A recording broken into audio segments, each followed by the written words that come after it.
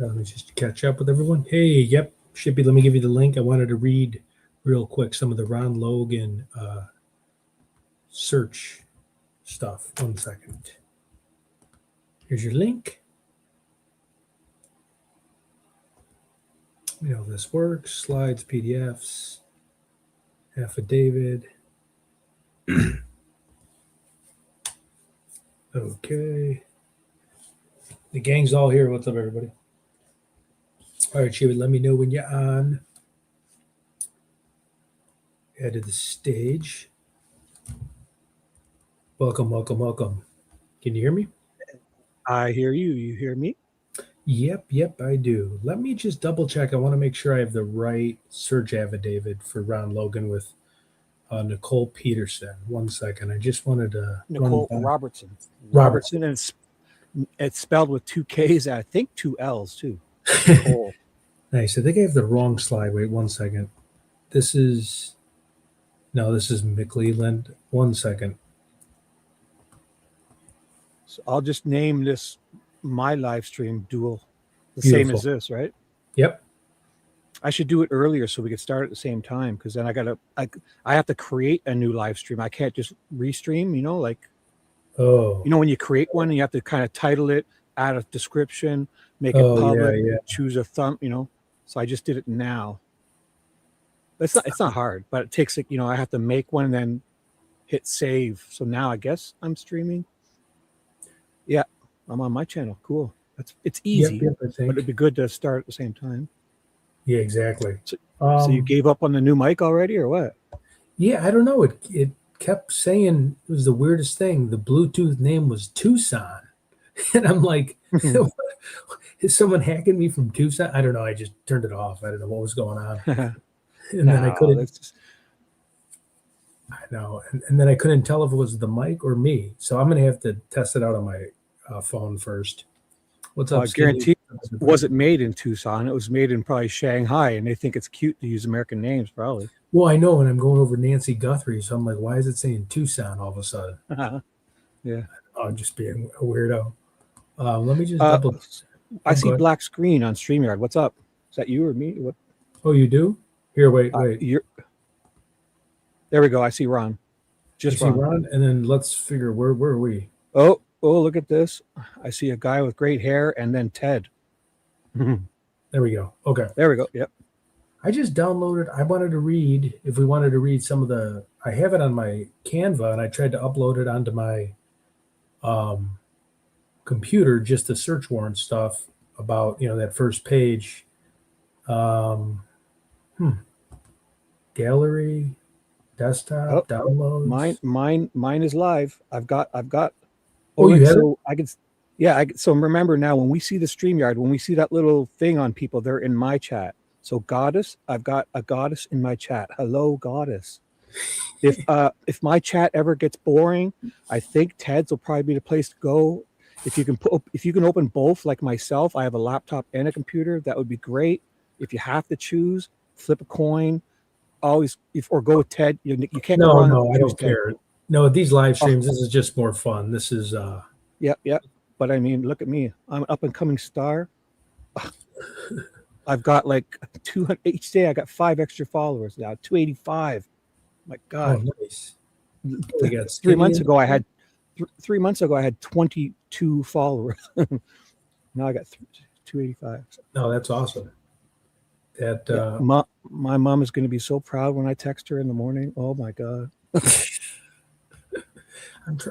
I'm trying to figure out. I don't know if you have it. Just I have it on Canva, and I keep uploading it to my computer, and then slides, PDFs, affidavit, untitled design, memorandum. You've got about 10 people saying hi to you in chat.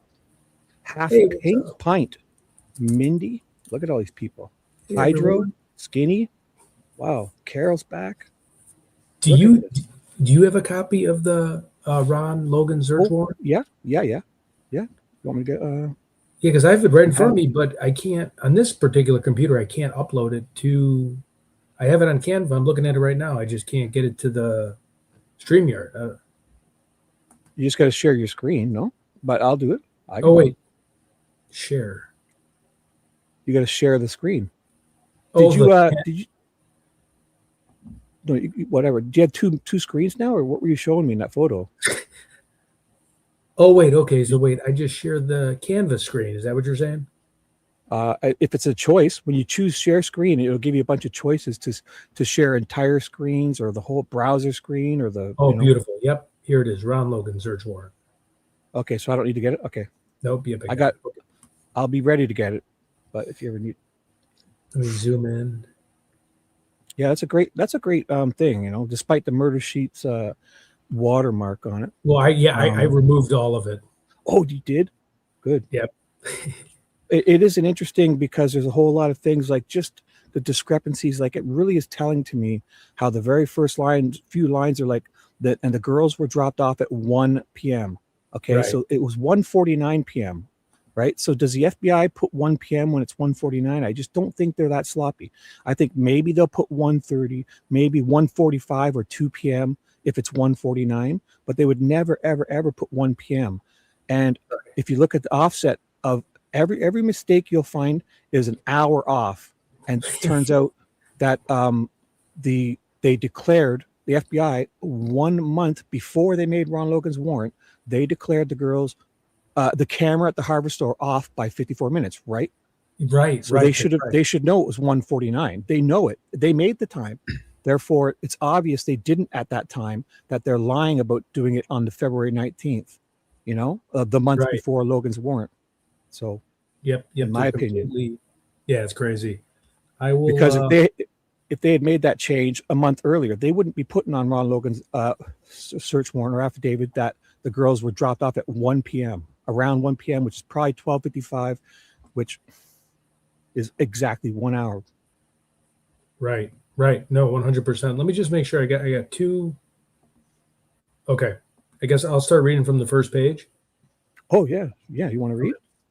Yep. Just read a little bit for we can't see it at all. So if you wanted to zoom your browser settings, or I don't know, it's tiny. I couldn't even see it with binoculars. What about now? It's like no. Okay, wait. No. Is there a zoom settings on the? It's either this. It's probably on that PDF or whatever, right? Oh, okay. Yep. PDF.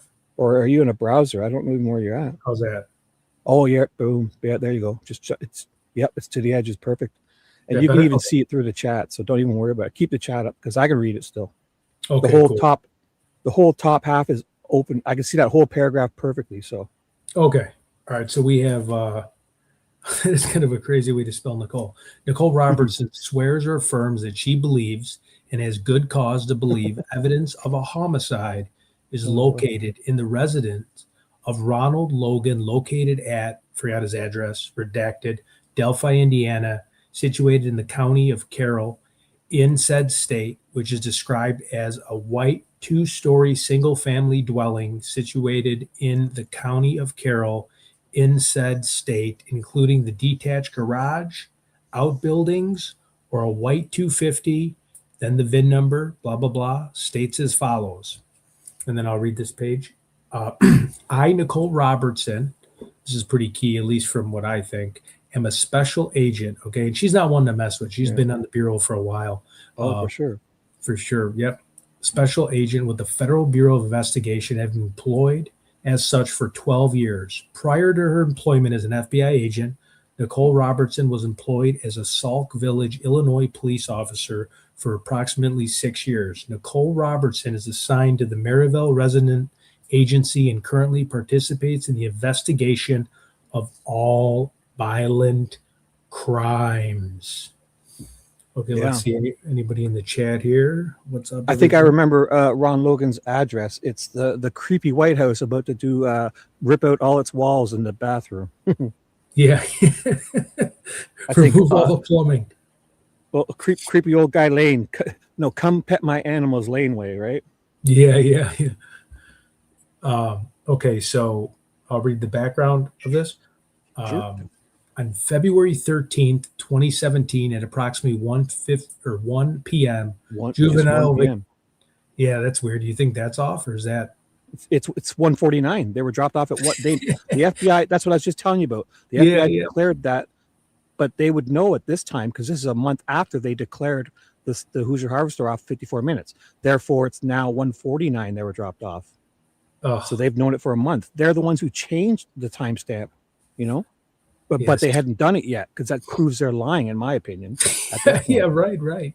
This is crazy. Approximately 1 p.m., juvenile victims, hereafter referred to as Liberty and Abigail, were taken to the Monon High Bridge Trail located in Delphi.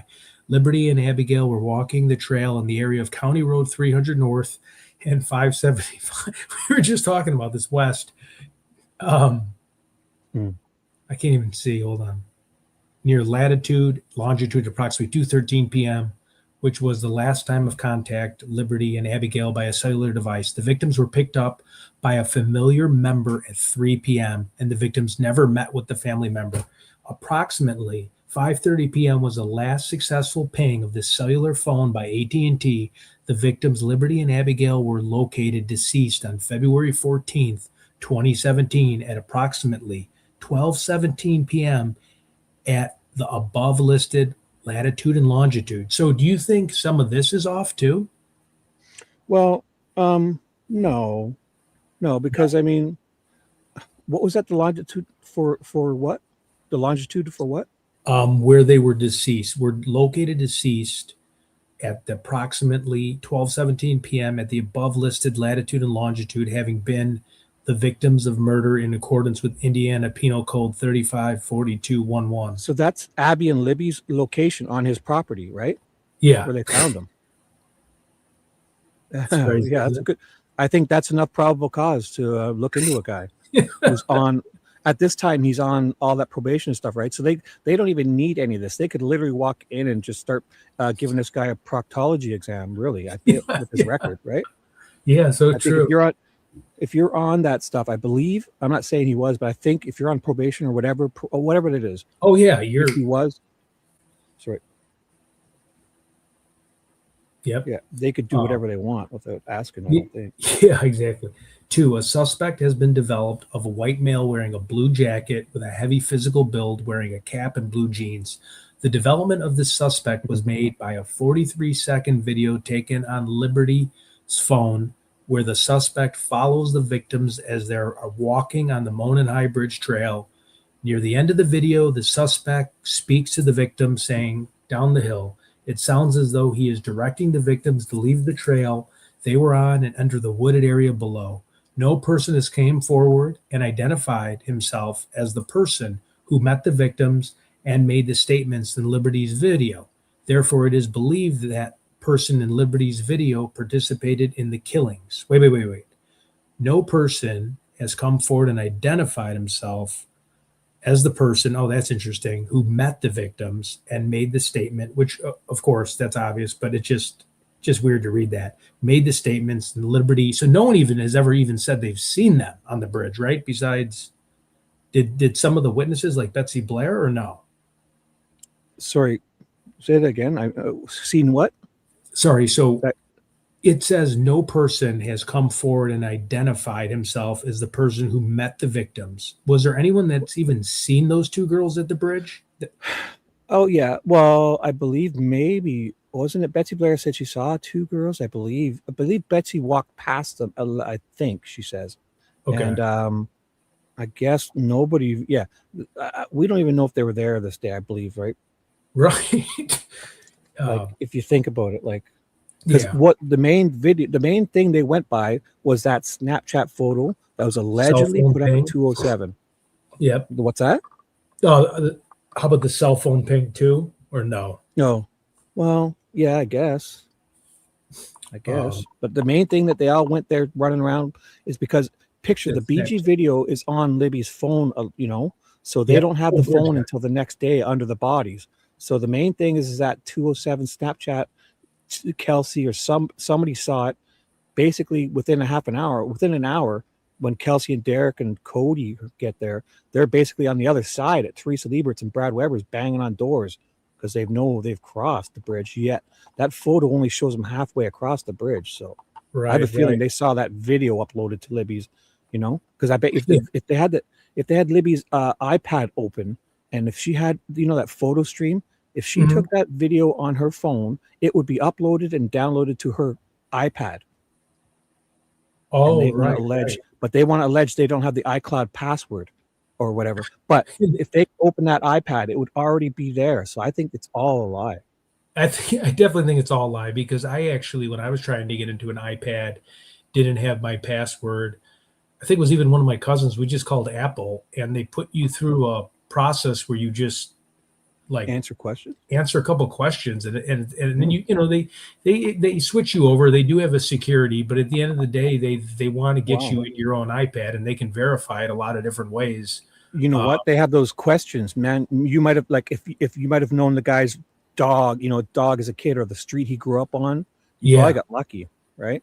right, exactly. Like now it's all like facial recognition, but back then it would have Mm-hmm. been like the questions. Then it would have been like the last 3 digits of the or 4 digits of the phone number or Right. something. Or, I'm going down a rabbit hole. But Here, I'll put it in easy terms. Kelsey, she knew all her other passwords, right? And they knew each other. Sisters that close at this day and age. I mean, some people, like, I won't say any names, but they yell at me for saying this. But Kelsey, I believe, would have easily had a 4-digit thing to open up, because they opened up her phone, no problem. And does everybody believe that Libby would use a different 4-digit code on her iPad? Because I don't think so. no, You yeah, get one of those, you use the same, like, especially then it you, wasn't even 6 digits, right. It was a 4-digit. Yeah, or their iPad, like their finger prints. So I don't even yeah, know if her iPad had that fingerprint thing too, but they would they would have each other's fingerprints. Like Abby's fingerprint was allowed to open Libby's phone. Abby with her finger. yeah, right. So to think Oh, Kelsey good. wasn't able to open her iPad, and when you do, the only reason you need the iCloud email and password is if you're going to do it, like, if you lost your phone and I wanted to help you find it, I would have Yeah, to know your password to log in on my iPad to find it, right? I'd right. log into your iCloud and find it. But if your iPad was sitting here beside me and you already had it set up and I just had your 4-digit code, if you went missing, I'd be able to open that with like 1 2 3 4. If you and I would Find My Eyes already activated. You don't need to keep logging in once you got it set up on your iPad. Yeah, you're right. And Find My iPhone. Yeah, So to think they couldn't have, so that's why I believe they knew exactly where they were. They had that video, because why would you look at that Snapchat photo of them facing towards the start of the bridge, not even a third of the way across, or right? And right. everyone, the cop that when he arrives there doesn't go to the mirrors to talk to Mike Patty. He goes to the bridge, under the bridge on the Weber side, and he's banging on Weber's door. Cody and Kelsey go straight across, and they're on the opposite side. Like, why do you go to the other end and start banging on doors over there? If Yeah, you only yeah, think, because at that time, all they knew was these girls took a Snapchat photo on the bridge and could have easily walked back to the beginning. There's no clue that they went across at that point. Yet right. they're scouring the whole other side. Kelsey's banging on Teresa Liebert's door by 4:30ish. Yeah, that is. And then it says, okay, let me just catch up here. No person has come forward, identified himself as a person about the victims, made the statement of Liberty video. Therefore, it is believed that the person in Liberty's video participated in the killings. Images of the suspect have been broadcast on the news media since February 15, 2017. And that was the day before when Ron was being interviewed and didn't know there was a picture of him. Now, Yeah, on the news, yeah. Liberty and Abigail are presumed to have made contact with the unknown male at approximately 2:13 based upon analysis of Liberty's cell phone, which recorded the video. On February 14th at approximately 12:17, victims Liberty and Abigail were found dead with wounds caused by a serrated weapon or a box cutter weapon, knife weapon on the property owned by Ronald Logan. A large amount of blood. Did they say box cutter there? I don't think Add that? I feel like somebody redacted this for me once by What did you just read? You read box cutter. Did you add that? no, I added that because I read Okay. it. Someone was able to pull the redacted. I don't know if it said like serrated weapon or it said Price serrated. It was price serrated because it turns out it was probably one of those. But you know what they said at trial about that? You know how you got the click, like there's carpet, not the box cutters where you can Click go in. click, click, click, click, and it's got like it looks like shark teeth, and each one's a click, click, click. They think that the person rested that on their neck at the time they said that, or in trial also, which is all bullshit. Everything's bullshit. They said you can't have a guy come to you within the first year and tell you about a box cutter, tell him to get lost, and then at trial insist it's a box cutter with no evidence.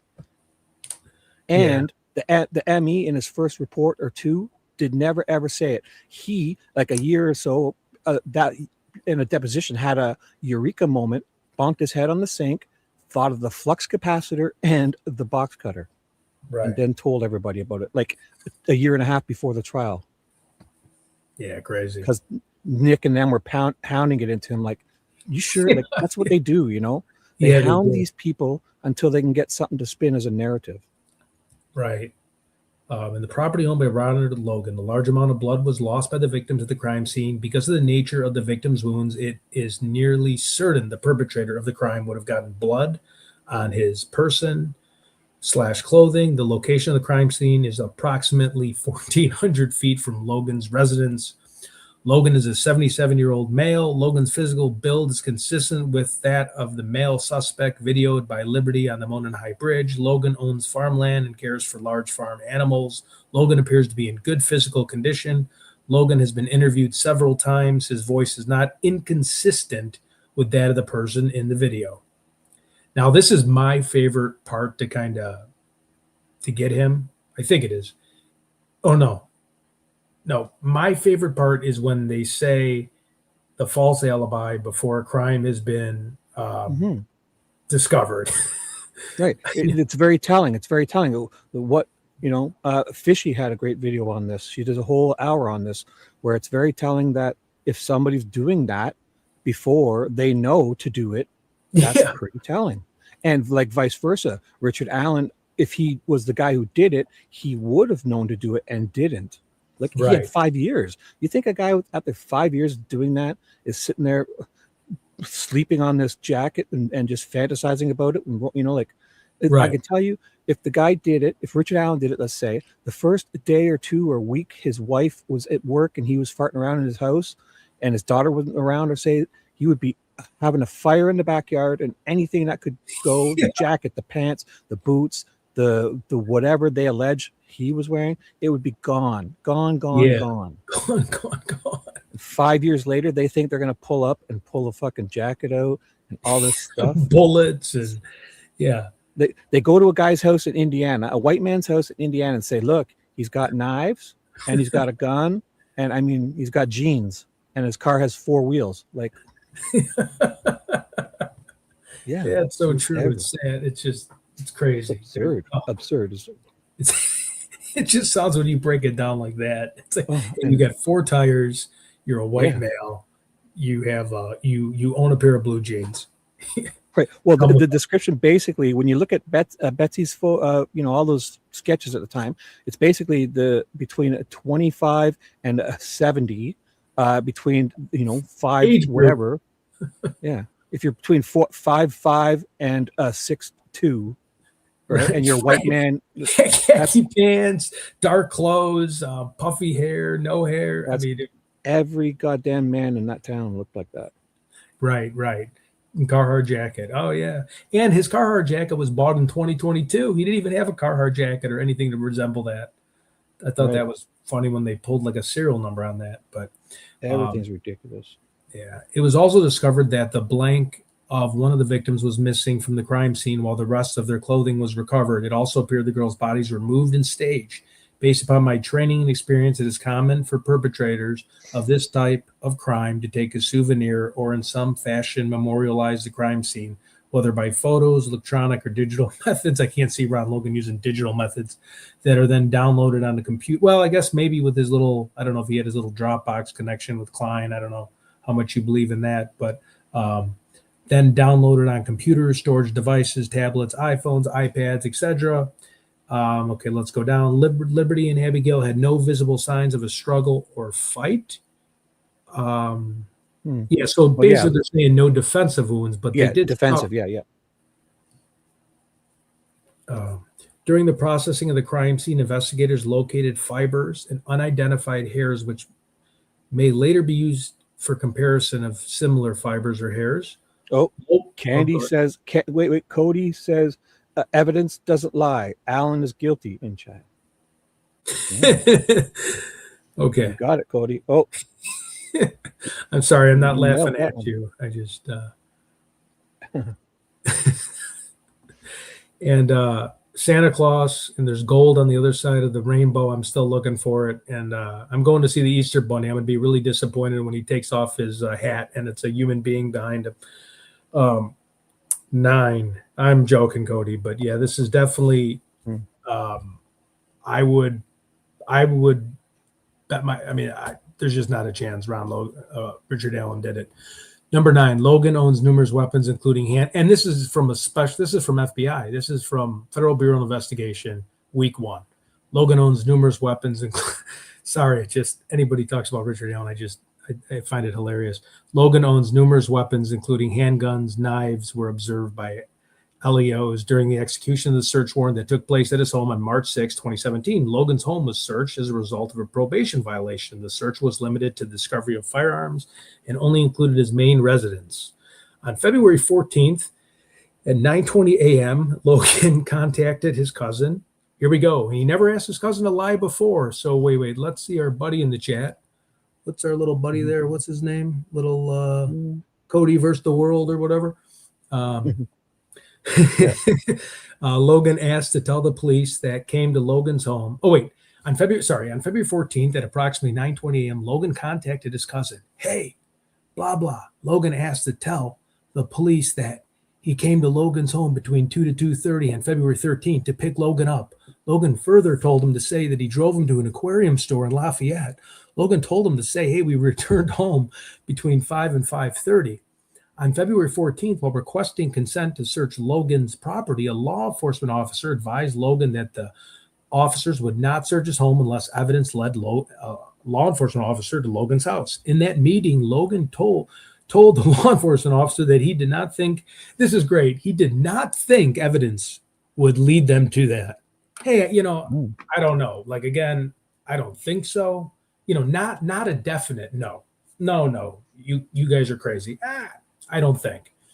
A receipt from Aquarium World in Lafayette dated February 13th, 2017 with a checkout time of 5:21 was found in Logan's home. On March 6, 2017, during a probation violation, Logan resides approximately 22 miles from the store. It would take 30 minutes to get to the store from Logan's home.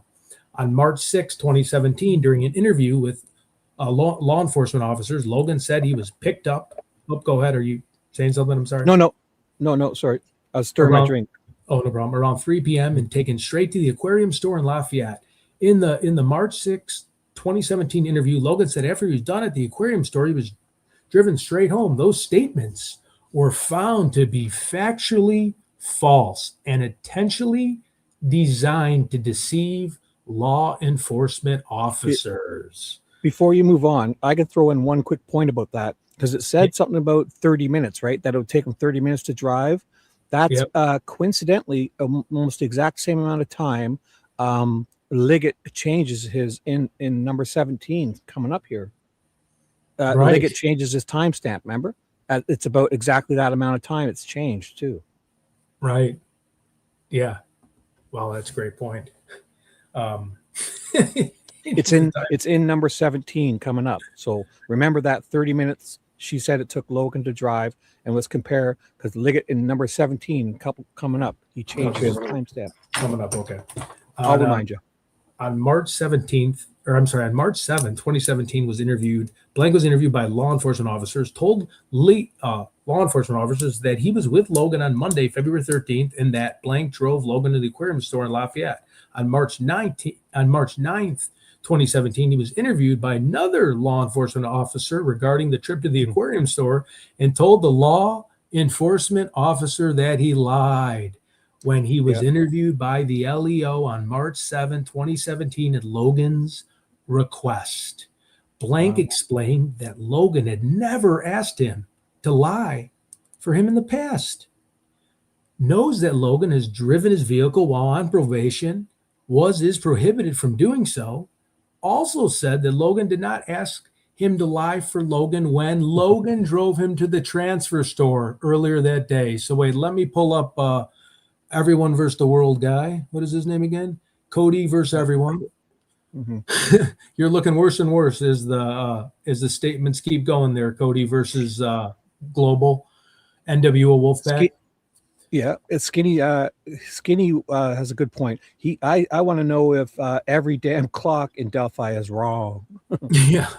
And there's only one good camera at the hardware store, the one of 4 that points out, right? Right. Okay. On March 12th, 2017, explaining it. Wait, did I skip that or no? Wait. I'm going to go back to the Wolfpack guy. No, okay. I'll just leave him alone. I've been on a real kick with some of the people today. On March 12th, 2017, explained in an interview to a law enforcement officer that Logan called him on the morning of February 14th and asked him to provide the alibi for Logan's drive to the aquarium store in Lafayette. Hey, the truth doesn't lie. The phone call was made prior to law enforcement officers' discovery of Liberty and Abigail's deceased bodies. Okay, right. Troy or Tony versus the World, this is the hook here. Based on investigators' experience, okay? Not your experience, Tony versus the Globe. A Federal Bureau of Investigation, Nicole Robertson, who has 13 years in the FBI and another 8 with the Sauk Village Police, based on her findings, based on investigators' experience, is reasonable to believe that the creation of an alibi prior to the discovery of a crime. Okay, so are we understanding that, Tony versus the World? Mm-hmm. Based on investigators' experience, it is reasonable to believe that when you're creating an alibi, right? So when you're making up a story before, okay, not after, right? We're going before, prior to the discovery of a crime, indicates culpability or knowledge of the crime. Because the girls were found at 12:15 p.m. on his property, and hours earlier he's making an alibi because he knows people are looking for them. Right. I guess he would. I guess if he was a guy, he would know they're on his property and going to find them. So he's already getting out in front of it. Because if he does it in the morning, they don't say they just say morning. They were found at 12:15 p.m. So anytime in the morning, if you're making an alibi, they weren't found until 12:15 p.m. And so by 12:30. By 12:30. And just for the Richard Allen people that think he's guilty in life, I don't know what job you're at, but like I've been in sales, right? We're persuading people. And when you get stuck in a jam or you get stuck in something, you got to get out in front of something. He's clearly getting out in front of something, which that's obvious. Now, again, I don't know what profession is Bob versus the World is, but getting out in front of something. Cody. It was Cody. Cody, I'm sorry. Blank said he thought the photograph of the mail that was released by the man in the bridge looked like Logan. And even the ex-girlfriend, we won't even go there yet, with the ex-girlfriend just looked at the photo and said, holy cow, that's Ron. Why is Ron walking on the bridge? 17. Oh, was this what you told me to talk to you on? Is this Liggett talking about the timestamp difference at the dump, I believe? I might have it wrong. Yeah, it is it. Video, I see. Go on. Okay. Law enforcement officers. Oh, go ahead. Sorry. No. This is it. Sorry, I'll quit interrupting. Oh, no, I'm just trying to see if we got any more from Logie. Or I can't. Sorry, I'm so bad with names today. Cody. Law enforcement officers learned that Logan had driven on February 13, 2017 to the transfer station in Delphi, Indiana to drop off trash. So, Cody, let me ask you this, Codester. Why didn't he give an alibi for that? Video. So why didn't he tell his cousin to make up an alibi for that one? Video from the transfer station shows Logan driving his white Ford pickup truck, which we saw a video on the previous episode, between 11:27 a.m. and 11:32 a.m. The video from the transfer station appears to be off. Oh, here we go. By 26 minutes, putting Logan exactly. Remember, it takes him 30 minutes to drive too, right? It's just really coincidence, you know? Right. Putting Logan at the transfer station from approximately 11:53 a.m. and 11:58 a.m.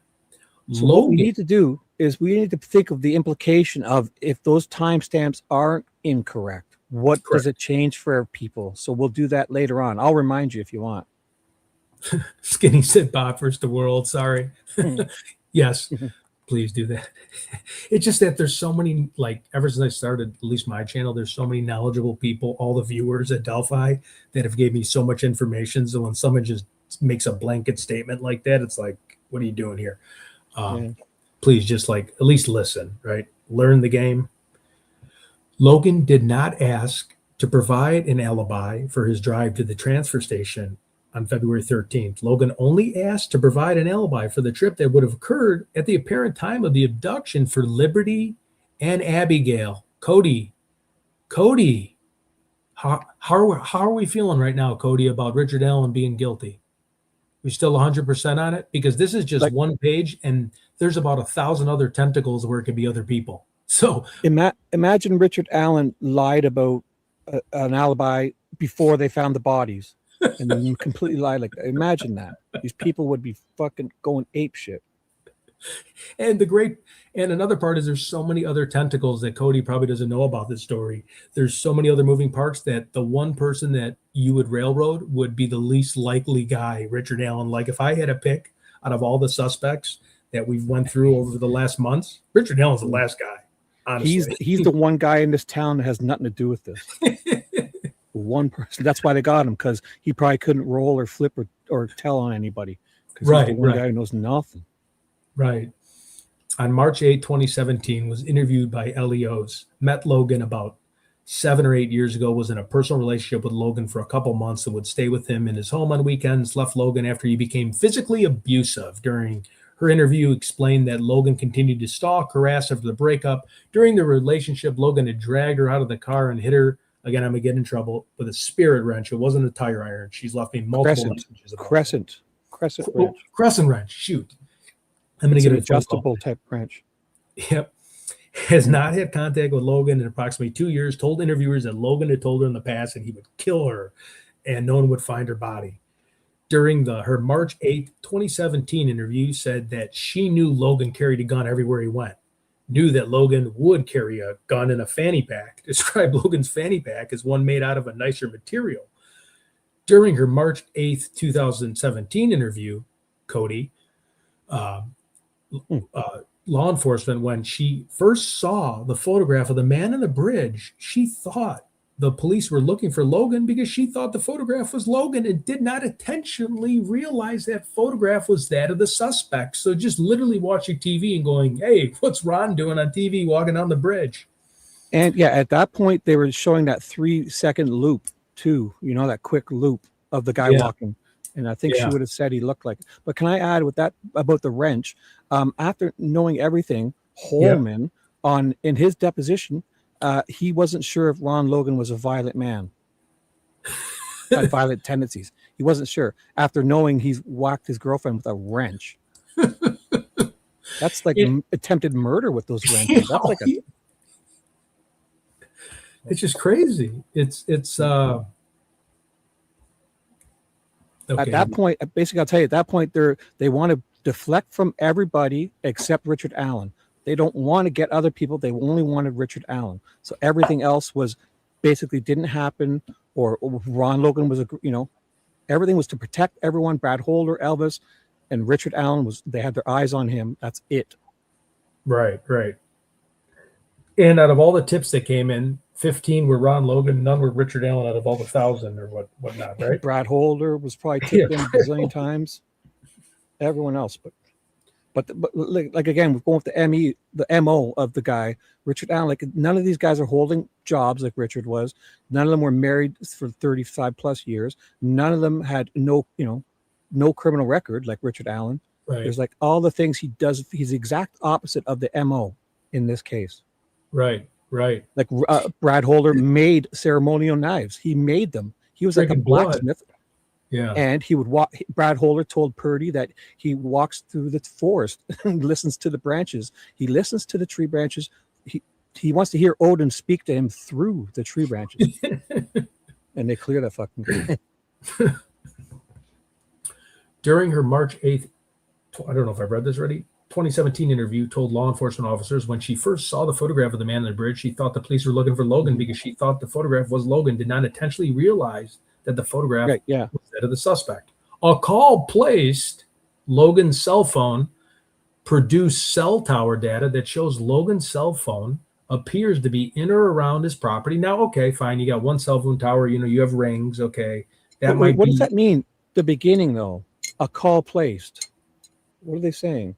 Oh, wait a minute. You're right. Call placed using Logan's cell phone produced. So he made a phone call. Right? Weird. This is the first time me catching this. I wondered to who. Like, why wouldn't we? So he's like was it Elvis Fields, Keegan Clark? Like, who did he call? 209. That's before the girls got murdered. Was it? Good point. They'll know who he dialed. God, that's the first time, and I read this about 100 times. I mean, I'm not exactly Cody versus the world, but I did read this a bunch of times. Wow. Let me see. Sorry, Skinny just said Bob versus the world. All right, I have to be nice. I did about 6 live streams today. Did you already? Yeah, you've been doing it all day, eh? Yeah, I've been, and I was very polite on all of them. Actually, we can talk about the case. I found a Kia actually. Well, actually, let's just focus on this case. We could bring up the other thing a little bit. Let me add, if it makes you feel better, I slept 8 hours REM sleep. So beautiful REM. That's the best type of sleep. I was in a dream listening to my alarm clock again. When you listen to your alarm clock and you think about it and it doesn't bother you, like it's going boing boing, and my bed is vibrating because it's got my phone's right beside me, and I listened to it for I think 3 or 4 minutes, just enjoying it almost because I was so deep. Wow. Oh, I'm glad you needed to sleep because you did a long one, because I was listening years and I would go back in and out of consciousness and you were still on, and that trial was going and going and going subconsciously. Are we going to tell people about the new venture you got planned, or we want to save that? Give a teaser. Yeah, it's up to you. Yeah, let's after this, let's give them a little teaser. Okay, I'll remind you. Don't worry. All right, cool. A call placed. Okay, I can't believe you caught this though. This is the craziest thing, and I've read this so many times. A call placed using Logan's cell phone produced cell phone tower data that shows Logan's cell phone to be in and around his property on February 13, 2017 at 2:09 p.m. Although his exact location cannot be confirmed, the tower data shows Logan's cell phone was in the Delphi area, in the area of the Monon High Trail or Monon High Bridge Trail. An analysis of Logan's cell phone data revealed a text message sent from his phone at 7:56.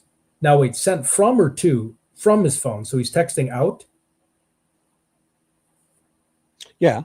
Okay. Yeah, but the thing is that the call being placed is different, right? Yeah, the call being placed is so crazy that they have to have record on who he called.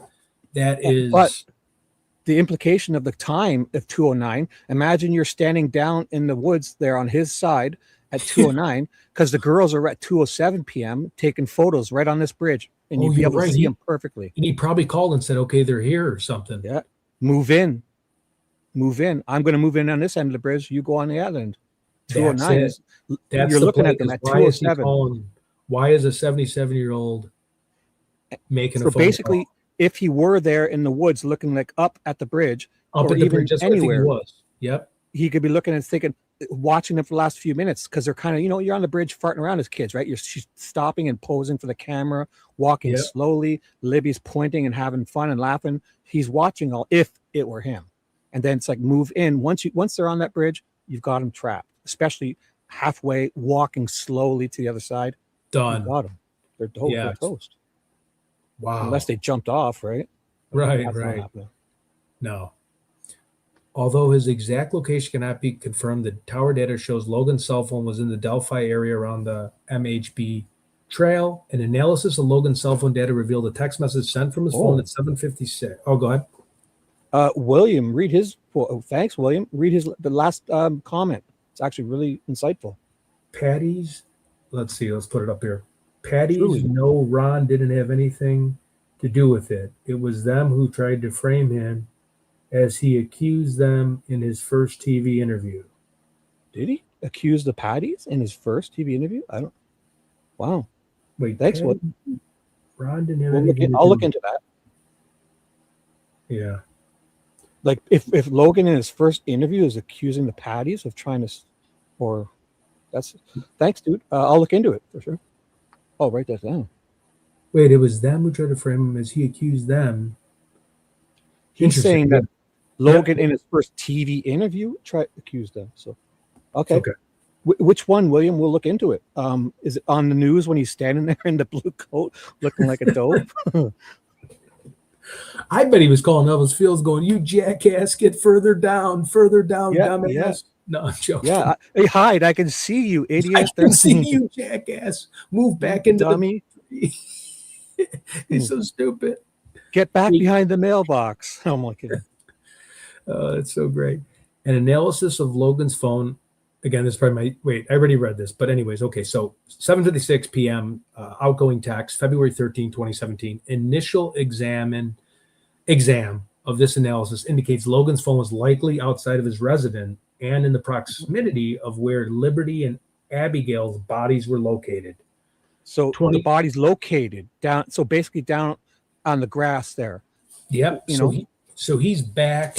Now, again, when I looked at some of the cell phone tower data, and it's one tower data, and you know how it could be like a ring, and they can't really tell, if you're at the side of the ring. I'm just trying to keep all options open, but it's definitely arrows pointing at him again. It's definitely not promising on his property. That's assuming they're using the pings. Like we have all this other data that they're not talking about. It's got that fog reveal and the GPS location is not the pinging, because the GPS uses satellites in the sky, not cell towers, right? Oh yeah. And then they got your Google history stuff. So they know more. God, they really. For the FBI to say this, come on, is the FBI getting this wrong? If they are, then you're basically saying they're idiots. And the feds have like a 98% conviction rate. You know what I mean? Like they ain't just throwing this shit around without evidence. Right. Too bad they don't talk about the 3 other phones. Or is Ron? Well, that is the crazy part. The 3 other phones is where it goes really off the rails. Oh my god! Within 100 yards of them. Yeah, because that's Fields. That's the other jackass, one of his friends, Holder. Yeah. Westfall, Kurt. Westfall, Weber. Yeah, Weber. I mean, driving by. That's what it is, though. Those 3 phones. When we read that was crazy. So you got Logan down beneath the bridge at 209, going, "Hey, jackass, they can probably see you. Get more into the woods." And then you got Holder, who's got like more of a brain towards them. He's drinking blood on the. I'm kidding, but this Rebby and Skinny basically did a jinx. They said the same thing, but that's why the FBI got kicked out. Oh, that's why the case. Yeah, because they knew too much, or they were telling too much truth. They had to go. Can't spin a narrative. The FBI is putting out all these facts. Yeah, they're like, you got to, yeah. All right, we're bouncing you guys. An analysis, FBI too. An analysis of Logan's cell phone data revealed a text message received by his phone again at 10:16 p.m. on February 13th. Initial exam of this analysis indicates Logan's phone was likely, now we're in trouble here, outside of his residence and in the proximity of where the girls' bodies were located. Now, this is prior to they were even found, right? This is because they're not found till 12:15 noon on the 14th Tuesday. Yeah. Okay, so now he's out right near the bodies. Okay, where Elvis is spitting on him. Logan met with law enforcement on or about February 17th while they were on his property. Logan was physically able to. Oh yeah, and we've seen those videos getting up and down the hill. I mean, that guy could move. The hill from his home to the crime scene. Logan's former housemate, who was that, was interviewed, resided with Logan from September 2016. Was that Brad? I don't know. God, who would know? Radar would know. Radar would know. I believe I've heard people say that Holder. I'm not sure if that's evidence or not. There's evidence to that. Okay. Oh, wait. I guess sexual relationship. Wait. Resided with Logan from September 2016 through December, was in a sexual relationship with Ron on and off for approximately 3 years. He or she? Sounds like a girlfriend. Yeah, girlfriend. I mean, I don't see he or she, but I think off and on during the interview with law enforcement said when she first learned Abigail and Liberty were missing, and then found dead near It's Logan's the girl, home. the Yep, that's a girlfriend. girl. Yep, girlfriend. Her initial The one thought with was the Logan. wrench. Yep. It was Connie Dillman. Yeah. Mm. Initial thought was that Logan was involved. Said in her interview that she feared Logan and even previously told her baby's father if she ever ended up dead, Logan did it. Again, that's the ex. So you don't want to, again, you believe her, but you also want to, also there's two sides of every story. But I mean, Logan did hit her with a wrench. On March 14, 2017, explained in her interview that Logan had been violent with her in the past, explained that on July 4, 2016, while at Logan's home, Logan punched her in the face, knocking her down, explained that she Wow. was drinking, but Logan was Wow. completely sober during the incident. A punch, like a closed fist punch to a woman? Holy fuck. That's crazy. Also explained that Logan was angry because she disrespected Logan while in Logan's home. There's that dominant type of aggressor. That's like... There's another reason Holman has no clue if Ron Logan had violent tendencies. In his deposition, he said it. I have no reason to believe he is a violent man, right? The FBI is shooting this shit out in a sworn affidavit. The FBI says it. Oh my God, that's... Oh, sorry, that was just somebody. Yeah. He's not a violent guy. He hit somebody with a wrench. He busted someone's face open. It's because they don't want anyone to look bad. This is Holman knows he's lying, but they don't want to take the eyes off Richard Allen at this deposition. And in his next sentence, he's turning around saying, "But I think Richard Allen would do something like that." Like he literally does that. Right. Oh my God. So yeah. February 13, 2017, Liberty's family began searching the area of the trail where Liberty and Abigail were initially dropped off, beginning shortly after 3 p.m. Liberty's family and other community members joined the search shortly thereafter. Carroll County Sheriff's Office was notified at approximately, now is this correct, the timestamp, 5:30, that Liberty and Abigail were missing? Probably, well, right? It's by the time she's probably alleging that's the time Mike Patty's calling the cops. Okay. That's usually where the CAD report starts. And then by 5:45, Mitch Catrone, like TJ or somebody said earlier, reminded us that Mike and them are all freaking out at the Mears entrance off 300 North, and they're calling the cops. The cop doesn't go to them, he goes straight to the other side under the bridge, and within 5 minutes is knocking on Weber's door, and Weber's answering in a house coat. Like if your kid is missing at the park or whatever, right? And you call the cops, the first cop comes to you, the father or whatever, right? They come to you and then they go out from there. Imagine you said you think he might be, like a mile away or so, and they went straight there looking instead of coming to you first to start this investigation. The first cop doesn't go there. Mitch Catrone goes to under the bridge, walks up on top of the bridge, and then starts banging on Weber's door. I never caught the 209 phone call, and I've read this thing like a million times. And the last time the girls were seen is 2:07 p.m. Really, literally, that's the last known location in the CAD report, which also gets it wrong. In the CAD report, they say 3 hours ago at 6:06 p.m. So they basically 3:06 p.m. They say that the Snapchat photo was. It turns out it's 2:07. So what I would love to do, and not just with what's her name's map, but if we had the map to place Ron underneath the bridge, put a pin drop of the 209 outgoing call, and then put where those 3 cell phones were. Well, don't say under the bridge. Basically say near the crime scene. Remember Peggy's circle she drew? So in the bottom of the bowl, his backyard leads down to the bottom, the cemetery leads down, and even the first, before you get on the trail, it leads down there. So the north side of the creek, east of the bridge, where the bodies were found. And the north side is basically Logan's, the south side is Weber's of the creek. Yeah, it'd be interesting to just see that layout. I would love to Um, God, I don't know if you mind, but I'd love. I know she probably doesn't want to keep showing the map, which we don't have to, but I'd love to go over the document about those three cell phones. I don't know if you just have like a transcript of that where we could read it, so we don't have to show her map, I don't know. I got in trouble for showing it. No. Yeah, no. I'm saying don't show the map. I'm just saying I don't know if I there's got something on All spanked. Eyes Delphi about it. Well, I guess we could check. I mean, you can easily get that photo. We don't need that. I mean, Yeah. No, I was just curious on how they. I don't know if it was on her map or not. Like they explained.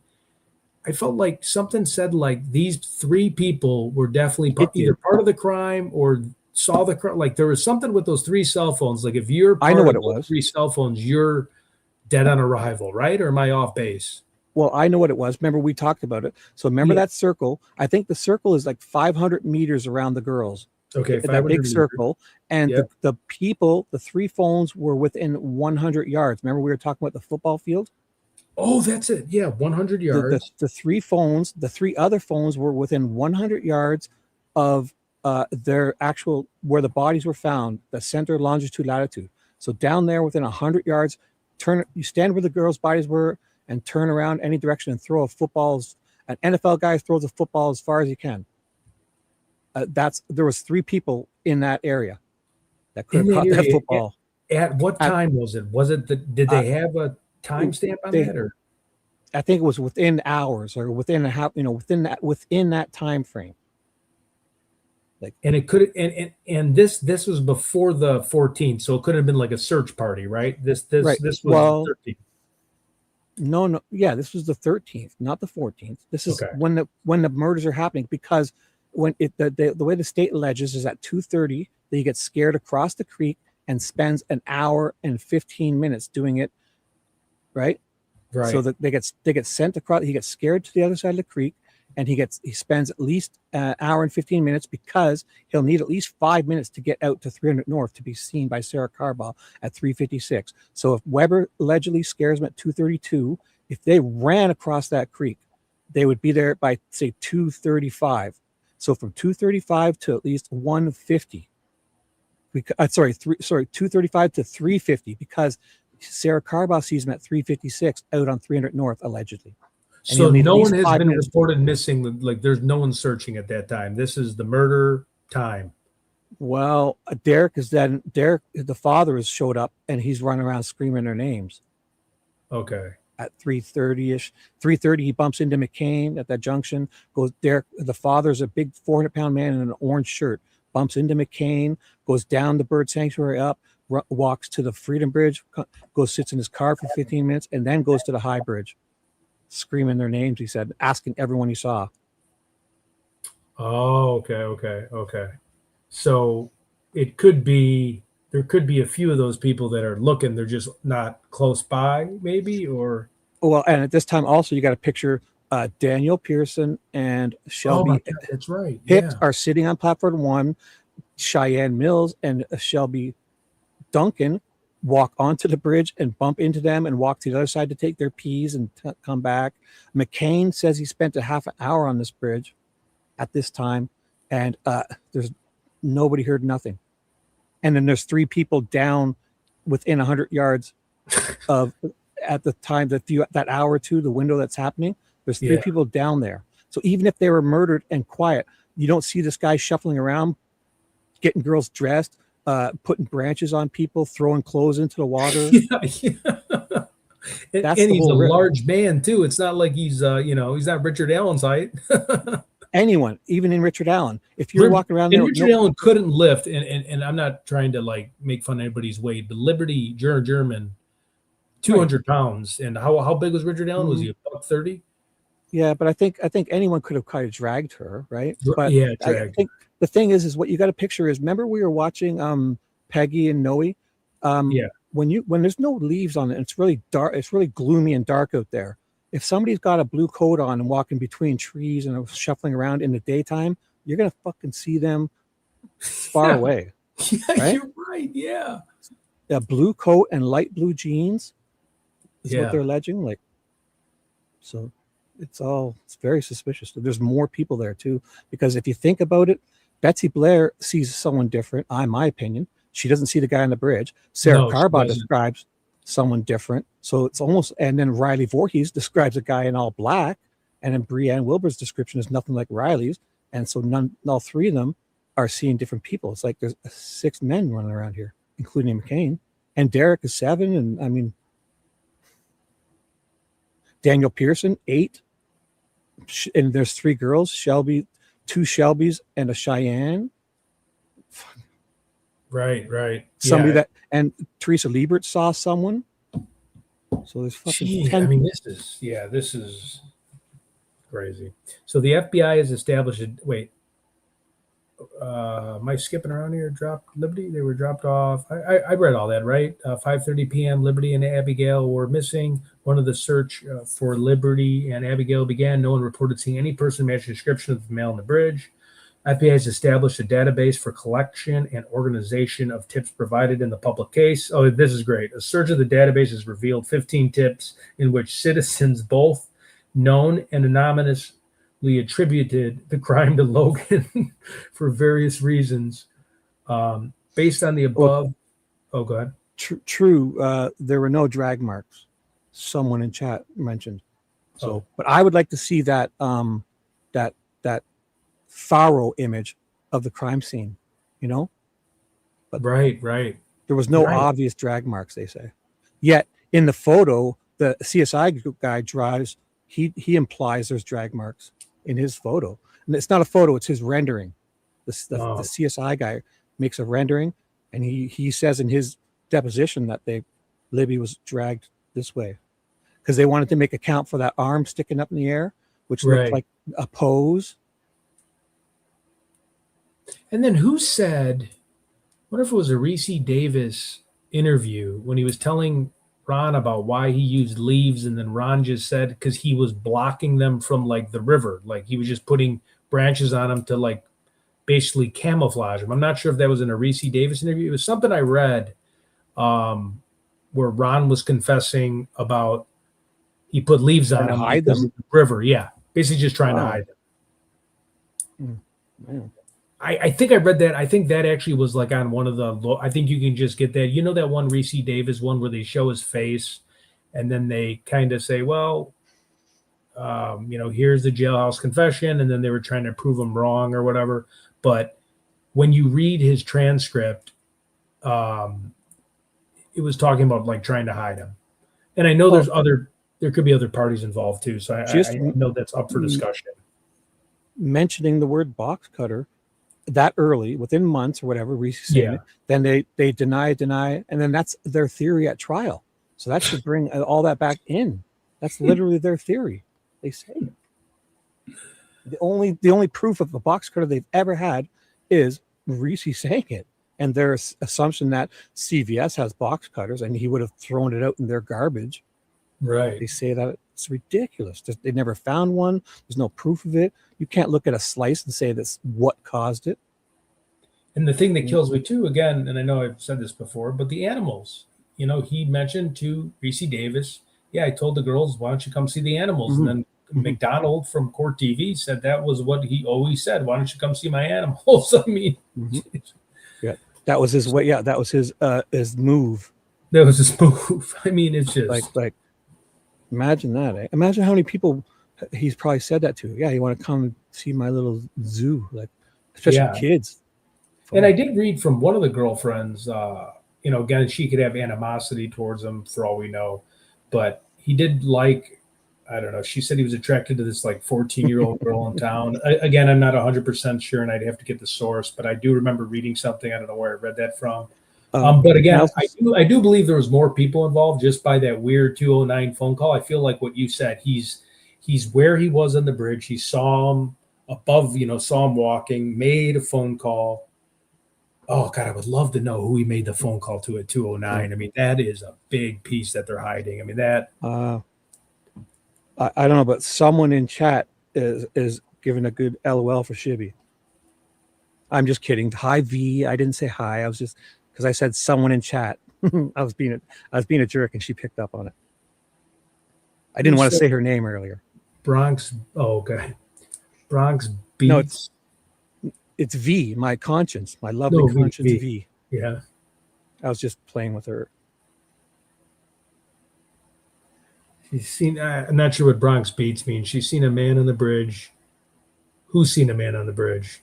There's a million different people that seen a man on the bridge. Well, Betsy Blair, probably. He's Oh, Betsy yeah. Blair. That tossed that out the window. I mean, she. Well, that's their theory, is that she, on her last lap, saw Richard Allen on the bridge. She said, well, she saw her BG, the poofy haired guy. And they've said it's Richard Allen. Standing on the first platform. Yeah, that's out there. So based on the above aforementioned facts, Logan was in the area of the time the crime occurred. He provided a false information about his activities during the crime to law enforcement, has a prior propensity for violence, employed others to assist in deceiving law enforcement, and plotted an alibi for a crime that had not yet been discovered. Information to be searched. Based on the facts, I believe there is probable cause to believe that Ron Logan has committed the crime of murder. Guys, this is the feds talking. Now, I think others are involved, but in evidence that could be found on Ron Logan's property, the request warrant to search Ron Logan's entire property, located at blank Delphi, described as a white 2-story dwelling, detached garage. I know we already read through all that. I'll go to 3. Any and all evidence pertaining to a murder, including clothing, forensic evidence, blood seen, unseen, hair, bodily fluids, seen, unseen fibers, weapons, including guns, cutting instruments. There's cutting instruments, electronic devices used to produce the cellular signals detected by law enforcement in the area of the crime scene, animal hair samples. Now, he did have 31 days to remodel his bathroom, and Michael Osbrook, the attorney, told me on Discord, if that's his name, Michael Osbrook, said he not only did he remove the plumbing, but he relocated the plumbing in the bathroom, like changed it around. Wow. Maybe he flushed something down. Like there's that crime up in here where guys tried flushing stuff down and it got stuck. And the plumber came to snake his pipes out and found body parts, but not with Libby, but right. Maybe they tried to flush something down, a sock or a pair of, stuff was missing. Not saying that, but. Yeah, that is crazy. All right. So this is just saying, everything from floppy disk to programs, software, hardware, operating manuals. I still haven't seen the fish tank in his house. Never, eh? Yeah. It's going to have some exotic fish, right? Yeah. It's going to be a special tank. It's not just, it's going to No, it is, because I have exotic fish and you have to keep it at 80 degrees too. You can't just have a little, you can't have you just have to at least maintain it, right? Yeah. You definitely have to maintain it once a week. Yeah. But it's like a hobby. It's fun. It's neat to look at, and it's like a hobby. Yep. Records, documents, writings. Okay, blah, blah, blah. Any and all iPhones, tablets, devices, any and all computer data, but not limited to photographs, emails, sound files may contain evidence of violations of criminal statutes listed in this affidavit. I affirm under the penalty of perjury as specified in IC 3544-121 that the foregoing representations are true. Dated 17th of March 2017. Nicole Robertson. Mm-hmm. You are authorized and ordered in the name. And okay, so now this was entered and stamped by Carroll County. The proper assistant to enter Ron Logan's property. Again, repeat everything, hair, fibers, weapons, computers. Here's a stamp of approval. Oh, before we move on, William just made a great point. William in chat, he flushed meth more right? Flushing drugs. Yeah. Like, someone's coming to look. Yeah. You want to get rid of that shit. Like we see it in the movies all the time, right? For sure, see the cops pulling up your driveway. Some guy's in there with a big bag of stuff trying to get it down his toilet. Yeah. They swallow it. You flush. Well, I mean, if you got a big bag, you're trying to swallow it. Right? You always see them trying to flush it down the toilet. But yeah, guess you pop a couple for the ride. Yeah, I mean, I would if I was an addict. But if you got a bag of something, you got to get it. Like a bag of meth, you're dumping it in the toilet. You are. It's a classic move. So then, who's this judge? Benjamin A. Diner judge? Oh my God! 1 second. Maybe he threw a bag down there and then tried to retrieve it afterwards. Was looking for the drugs. Oh yeah. Sorry. Go on. No, you're right. Do any of these judges ring a bell? I haven't heard of these. Curtis What was the Fouts. name? Yeah. Oh, yeah. Oh my God. Fouts is the one that was caught up. You know who Fouts is? He's the judge who was doing that whole prostitution thing, isn't he? What? The prostitution thing where is Fouts that judge? There was a judge. I'm pretty sure it's Fouts. Is he the one that got shot by the guy? No. No. There was a judge that got squished under a car, but not that one. I don't think. There was a judge that had his car fall on him, but Fouts, I believe, if I'm wrong, there was a judge in this area that was holding like women, letting them off there if they would do like tricks and stuff. He was holding their and letting them off of their court cases and stuff. Was it Fouts?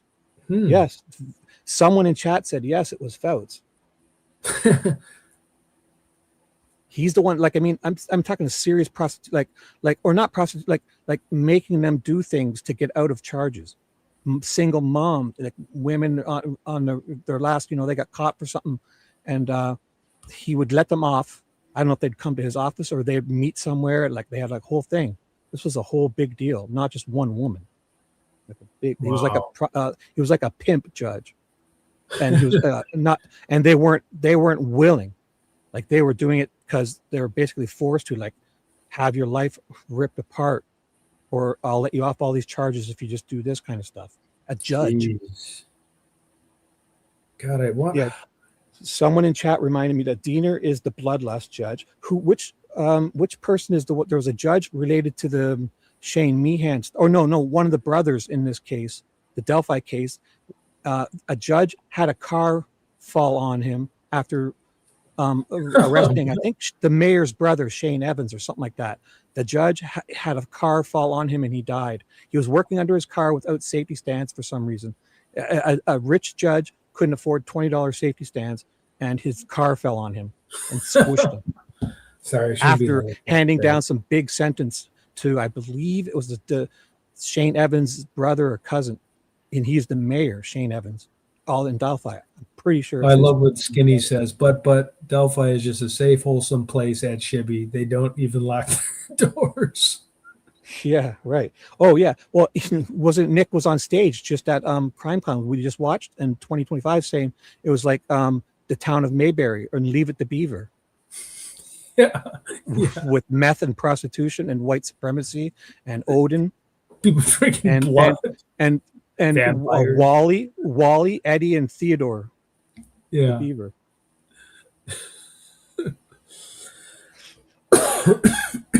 Okay, so someone in chat reminded me Fouts is the one who got secretly recorded by Jalen Rain, and Jalen is someone who has a YouTube channel. And she Rain. Oh my God, she says lots of stuff. This Jalen. Let's see if I can find. 1 second, sorry. Let's see if I can find that.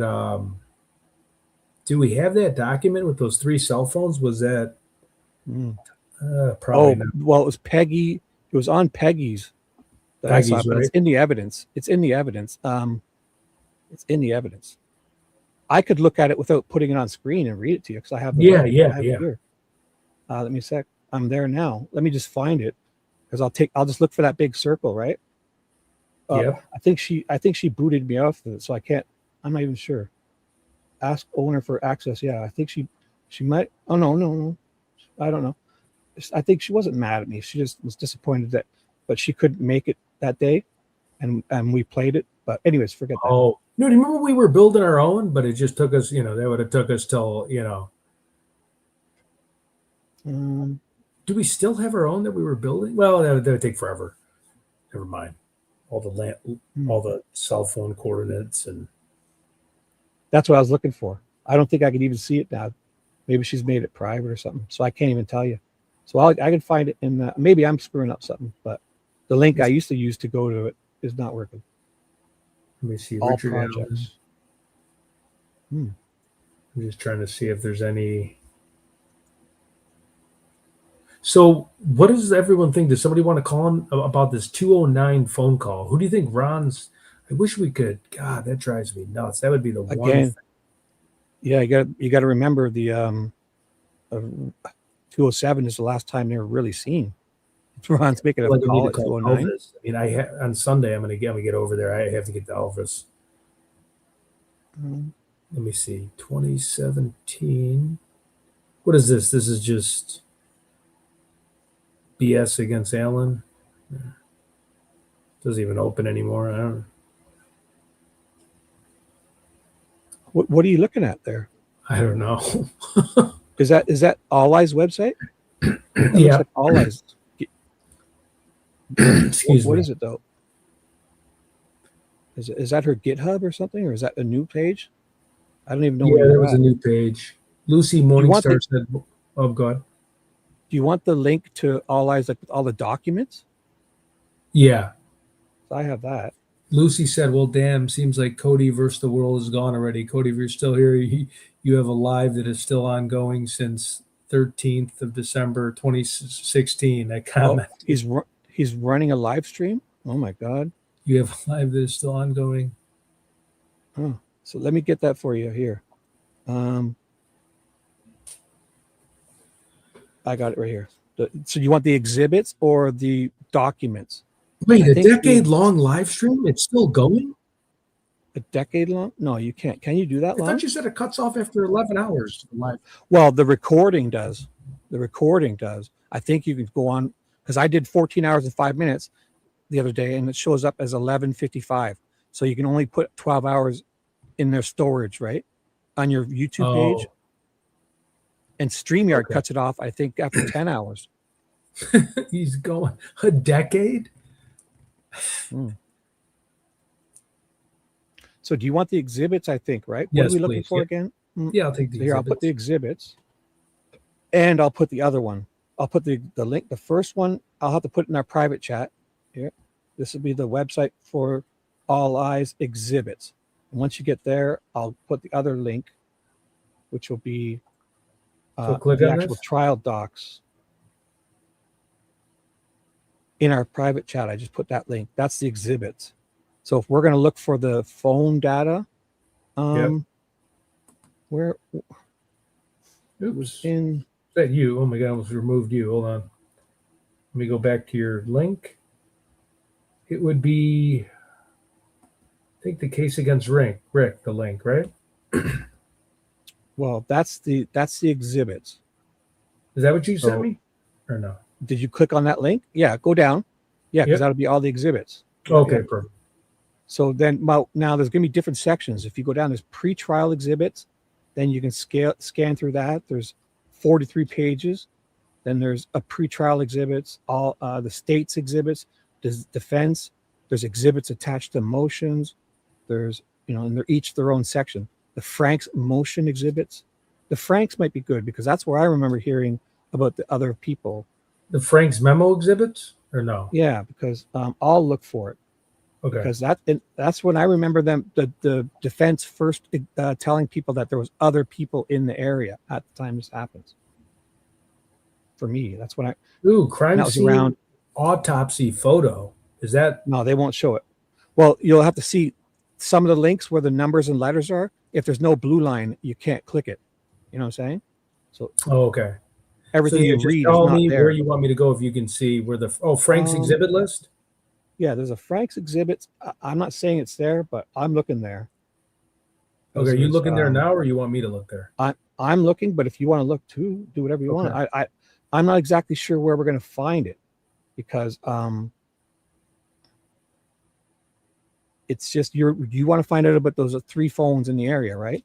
It's in either the fog data or Cecil's reports, or we'll have to check chat on how to find that. But if it's here, if it's in an affidavit, it's here, right? Affidavit for the search warrant. It's got to be. So if you ever see anything about Cecil's like data and stuff, or it's mentioned for sure, right? What is this photo of Elvis Fields with arrow pointing to him? Ooh, I can message Peggy on thing, and I'll see if she can just tell me where I could find that without.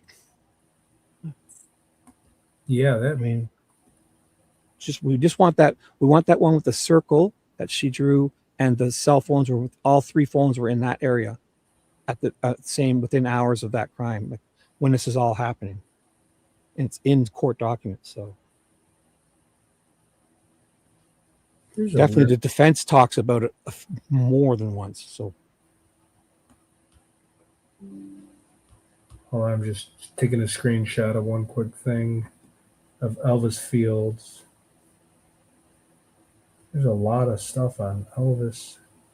Mary Jacobs polygraph, is that Elvis's sister?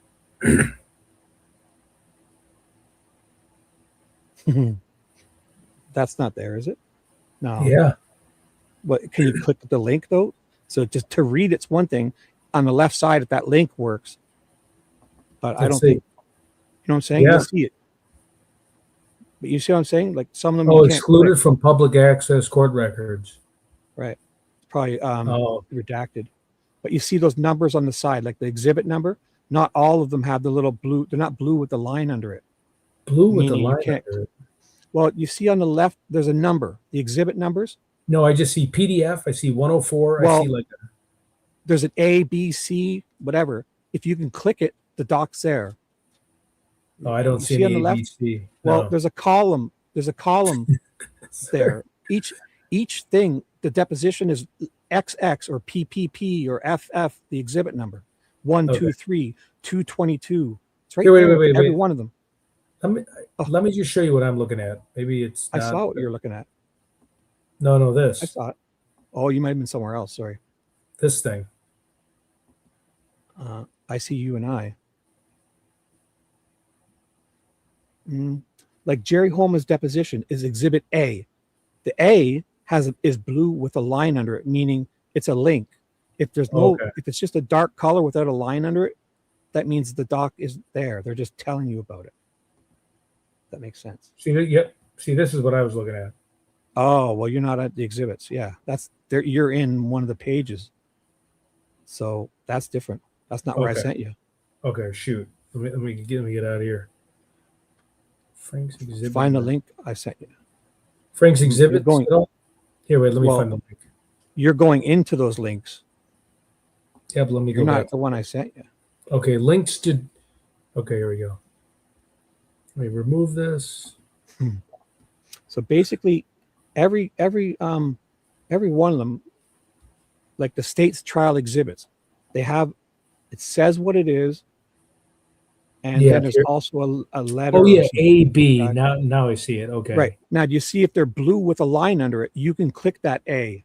The photo of the very first one says photo of Richard Allen on April 3rd. There's a blue A, right? You can click it to see the photo. If that's a solid black color with no line, that means the exhibit is not there. You'll see half of them aren't there. If you scroll down, see number 4 is not there, 54 is not there, 100's not there.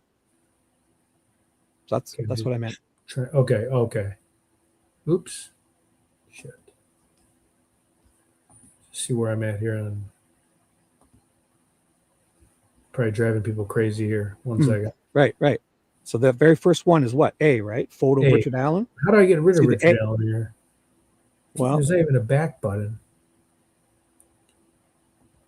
Oh, on the left side, yeah. Oh, yeah, because I don't see that column. So it's that means you're on her website. So you got to release that black column on the left. However, you get rid of that, because I don't see that. Okay. Defense subpoena. Okay, so we're looking for the Franks. Well, I'm not sure what we're looking for, but I remember it at that time.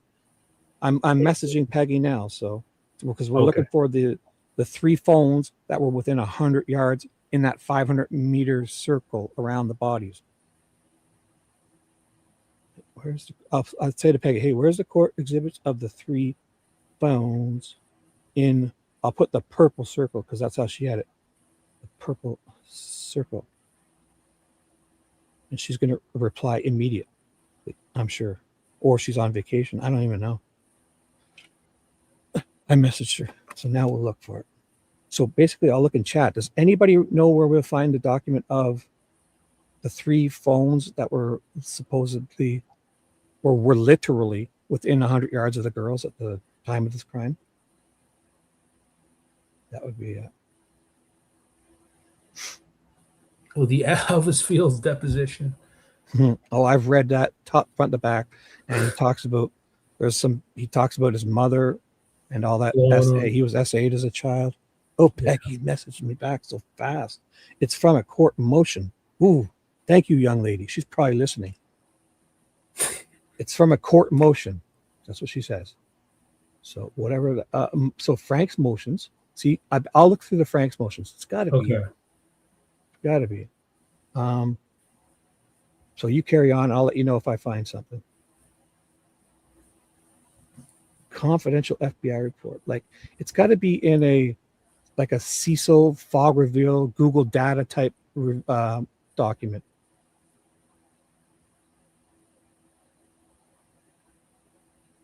And the weird thing with this site, there's so much info with these. I find everything I'm not looking for when I don't need it. Skinny said, "Look for geofence." It's good point, Skinny. Map. Right. Great point, Skinny. You're more than just a pretty face, young man. Lewis. Yeah, thank God for All Eyes is right. Right. I mean, it is a lot of stuff, eh? And it's too bad that, I mean, obviously lots of stuff we don't need. Like the bodies, autopsy stuff. Like,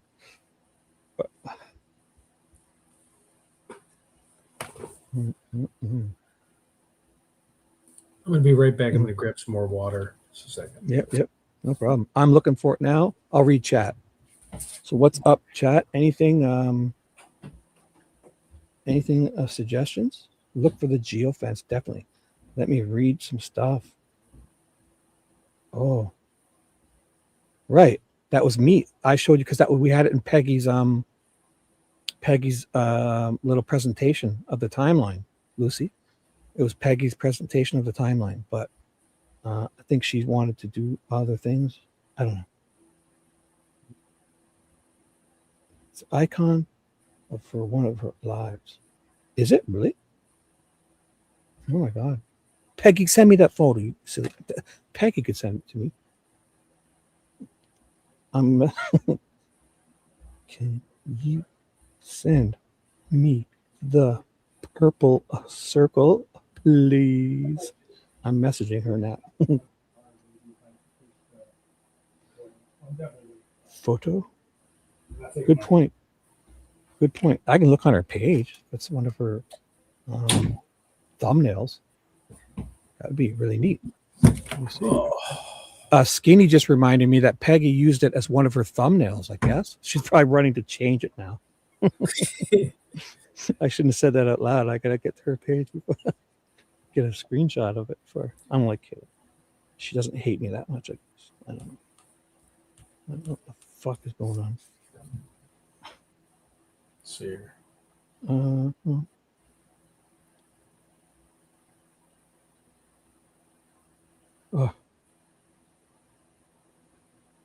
Any luck?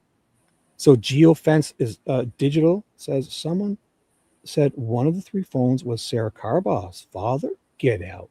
Anyone know anything about that? Rabbi says LOL Shibby. Thank you.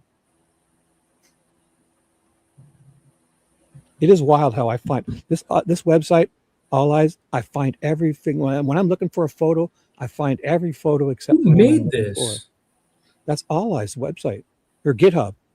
Oh, she has one for the exhibits and one for the documents, and she also has that one for Nancy Grace here. If you put / Nancy Grace or whatever. Or I've been showing the Nancy Grace one, and what's funny is somebody took off the OSM cameras today. I don't know if the FBI have access. So there was 34 in trouble. Yeah. They took off 234 of them. They're gone. And I had to screenshot to show people. Right. Well, that's weird. Yeah. Because you can't get the record of them. They're there so you can look at the real-time data to see if you're going to drive into a traffic jam. Yeah. I wonder if somebody pulled it. Very weird. Very weird. Yeah. Because remember we were talking about going to get, all right. Well, I guess Peggy's on vacation.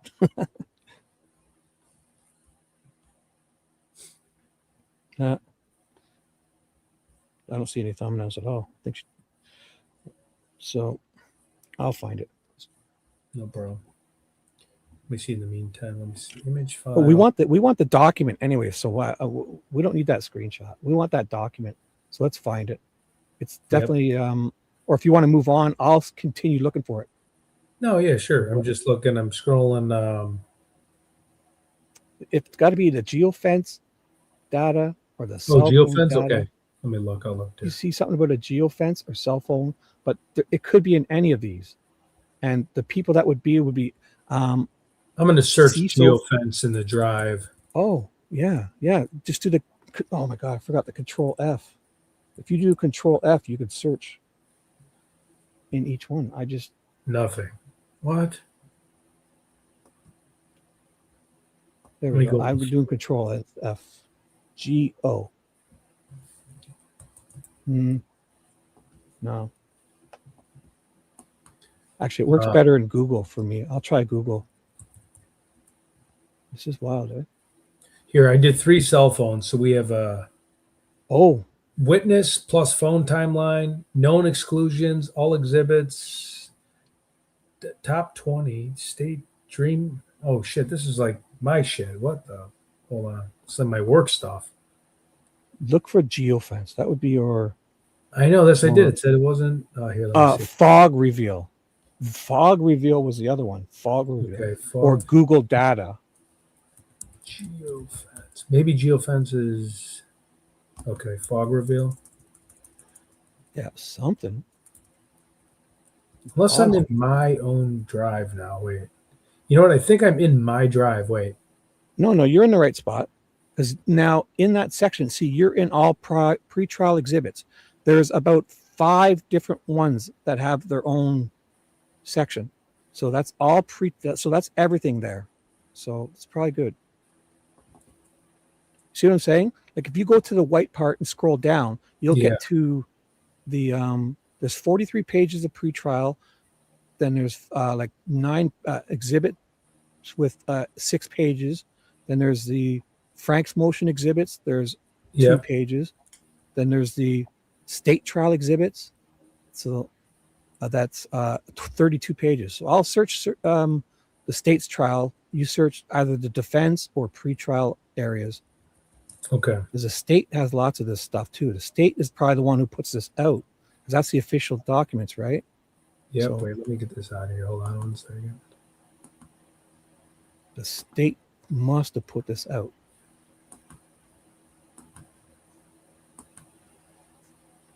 It's in the 3rd Franks, she says. Okay.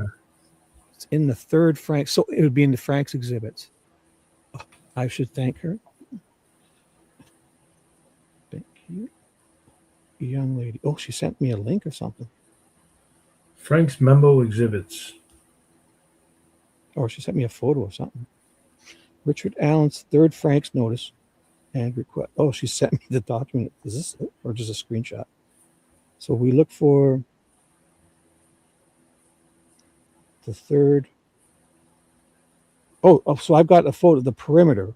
Oh, she sent me a screenshot of her site, not the photo, but so Richard Allen's 3rd Franks notice and request for Franks hearing based upon newly discovered evidence and request for findings of facts and conclusions of law upon any rulings on this request. Perimeters 570, that circle, areas, and there's basically 3 phones in that 570 meters around the bodies. There's 3 other phones within 100 yards. Because when we say 570, that's like from picture the bodies as ground zero, 570 meters perimeter. The circumference of this circle is 570 meters. Inside there, within 100 yards of these bodies, is 3 phones running around at this very time. When there's a person killing 2 girls and spending an hour and 15 minutes putting branches and doing all that stuff. There's 3 other phones running around. Yeah, that's crazy. So look for that 3. Oh, on All Eyes thumbnail. Skinny coming in hot. Let me see email. I think we don't want I think we want the document anyway. So we need the 3rd Frank's motion stuff, the 3rd Franks. And I have all this stuff too. Actually, I have it already in the documents. So, and that's not on this. See, this is the exhibits. I won't bother you with the all the trial documents. There's a separate area to go to, but I'll find it because I have it. And I have them all saved in folders. So I've downloaded them all already. So nice. And I find it's that third Franks. So here we go. So affidavits, right? Depositions, exhibits, hearings and filings. So it's going to be the Franks. Oh, I have Franks 1. Motion and eliminate. Yeah, I have them all. I'll check the Franks 1. I have Franks 1. Drone footage of the bridge. Look at this. Should I just show this while we're waiting? Yeah, sure you want. Yeah. It's a fun video to watch. I enjoy watching that. I like the one from Mir's entrance better, but the other one, they're both pretty good. So I have the first Frank's motion up. I'll do a Control F and look for fog. Oh, there's fog. I got 2 fog hits. Oh, nice. No, it's infographic. What? Infographics. It's like that show. Well, I want to just fog reveal, but I'll put geofence. Geofence is a better one. Geo. Here we go. Georgia, no fence. Geofence, I believe, is the best one. I'm not sure if it's 2 separate words, but fence. Nope, nothing. I'll put reveal because it's fog reveal. Then reveal. I have 19 hits on reveal. Investigation revealed because they called it the fog reveal.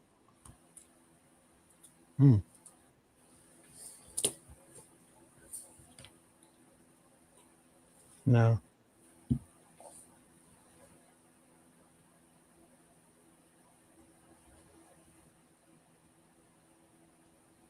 I can't even see what you're doing because you're watching this? Yeah, I'm just checking it out while we're chilling. So remember, they're in 2 times speed there, like technically. Yeah, they're flying. So cell phone, I got a bunch of hits. Cell phone was found, but that's Libby's phone. The phone was determined to be Libby's. I found Rod Abrams' cell phone was at the hospital with Elvis, right? I got this blue ticker. Hold on, let me get rid of this blue ticker on my thing. There we go. All right, here we go. And this is such a far walk to get to the bridge from the side. Yeah, this is coming from the beginning, the Freedom Bridge, right? Yeah. So we're about to walk upon the fence that wasn't there.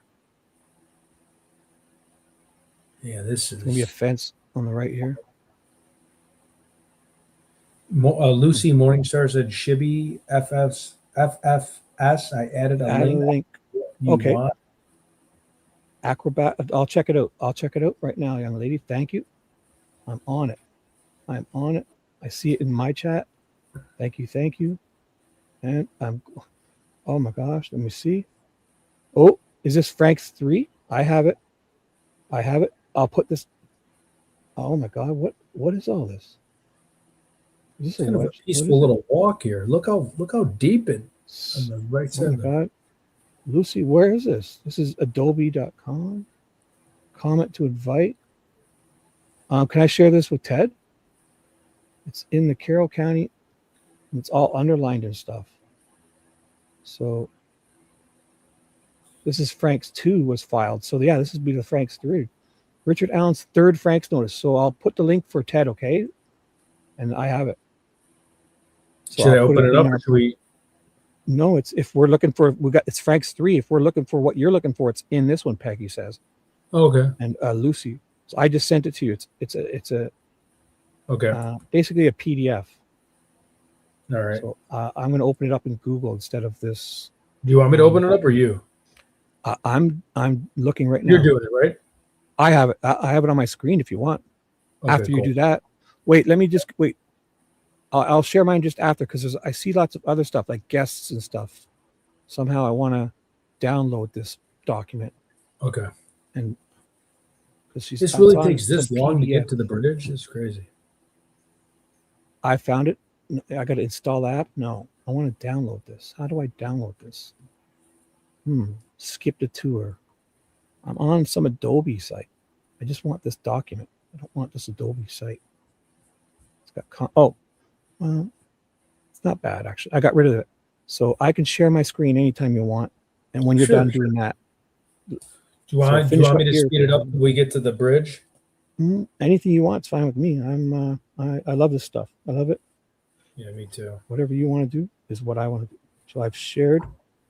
If you want to, after this, let me know. And you know what? Let me find it first. So stay there. So I'm looking at this document to find the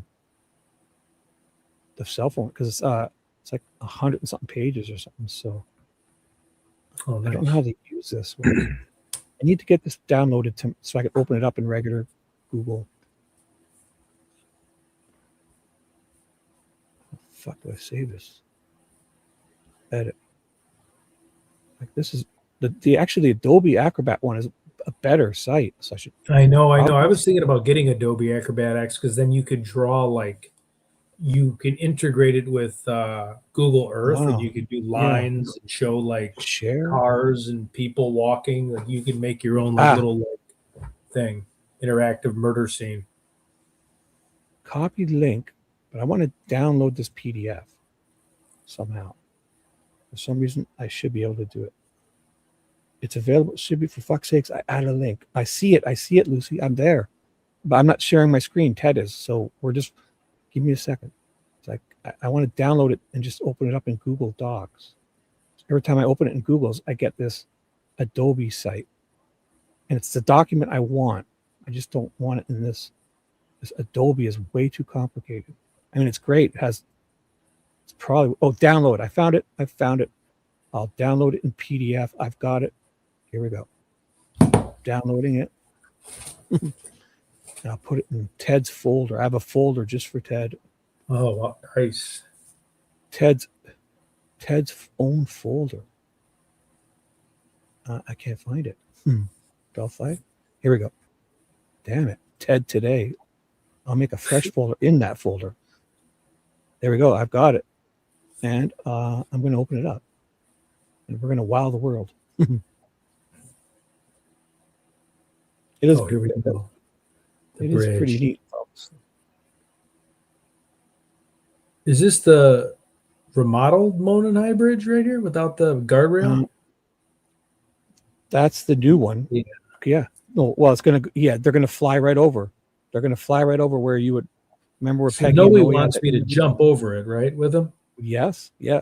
And it looks like they've removed a railroad tie too, honestly. Wait. Like, so you can't. Right at the beginning. They've removed something. Ooh, wait. That's going to be the kiss of death. I have the document running. So perfect. So what do you do? Like, you got to just do a big jump? I guess so. Yeah. Because there's video people know he's climbing over it and helping people climb over. Jeez. There's no sign saying you can't, but I'm thinking they're probably hoping people won't. Control F, phone data. It's not here. Geo. I got geofencing. I've got it. Geofencing evidence.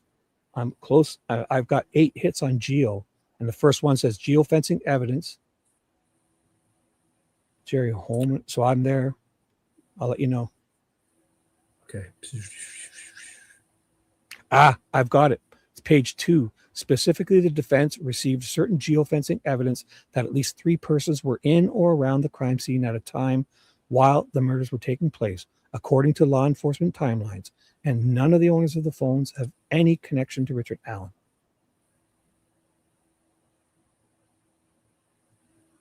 Wow. So the geofencing, so you can keep playing this and I'll just read this.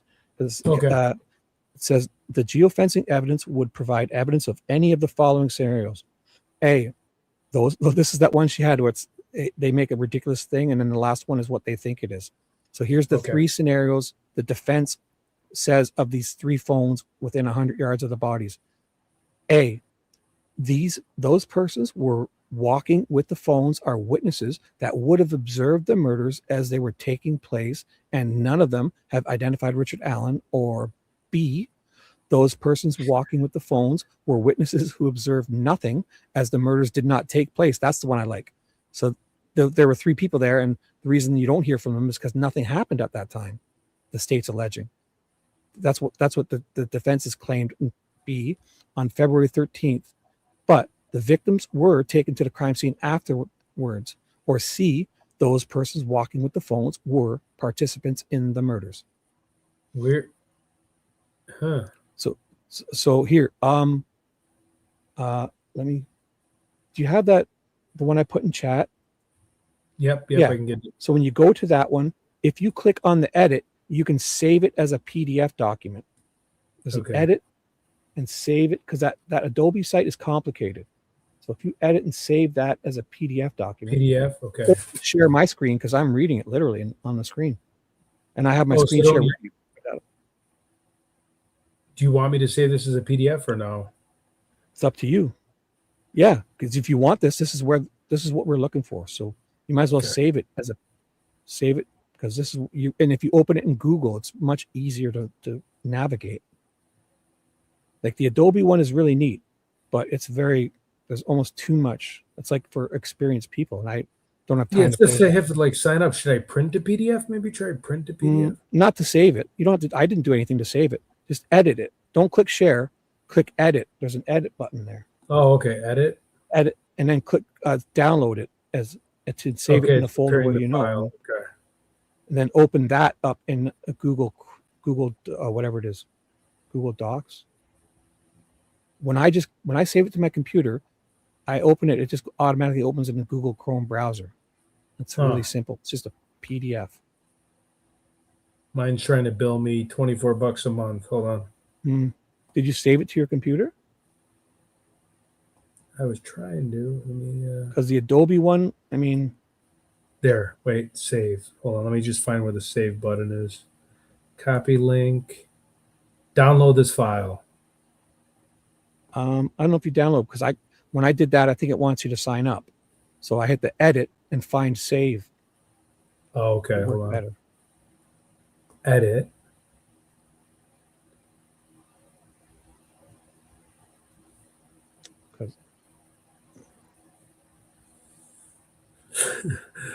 Adobe is great, but right up top it says tools and edit. If you hit that edit choice, hit that edit choices and scroll down. Oh no, wait, that's not it. Oh, I found it. It keeps trying to get me to buy it. Sorry, there's 3 dots. To the right of it, there's a search and a little car-shaped thing and 3 dots. Yep. Click the 3 dots and then download. Then you can download this file. The PDF. Yeah, choose the PDF. Yeah. And there we go. Motion 1 is on. Perfect. Bam. Now open that in your Google Chrome. Sorry, guys. People love watching us fumble around, I think. Because this is exactly what we're looking for, like the geofencing, everything. So. Okay, here we go. We should probably just read this front to back when you're ready. For sure. There's 9 pages of support filing. PDF. Untitled. Just remember where you save it, because that's what I do. I forget where I save things, what folder. I know that's the conundrum I'm dealing with right now. Let me see. So I changed mine to ask me every time, because sometimes I save it where I was last saving stuff, and then I forget where that was. So mine pops up and asks me each time, and then I choose TED folder or the Delphi folder or .pdf maybe. What do you mean? Like you just got to open that PDF with the Google, and it'll send you right to the proper opening place. Like, do you have Google on your computer? Google Chrome? I saved it on my drive. Oh, well. Do you have Google Chrome on your computer? I have Internet Explorer on this one. So I have Chrome on my other one, but it shuts down all the time. Hold on. And somebody has highlighted some stuff in this too, but PDF.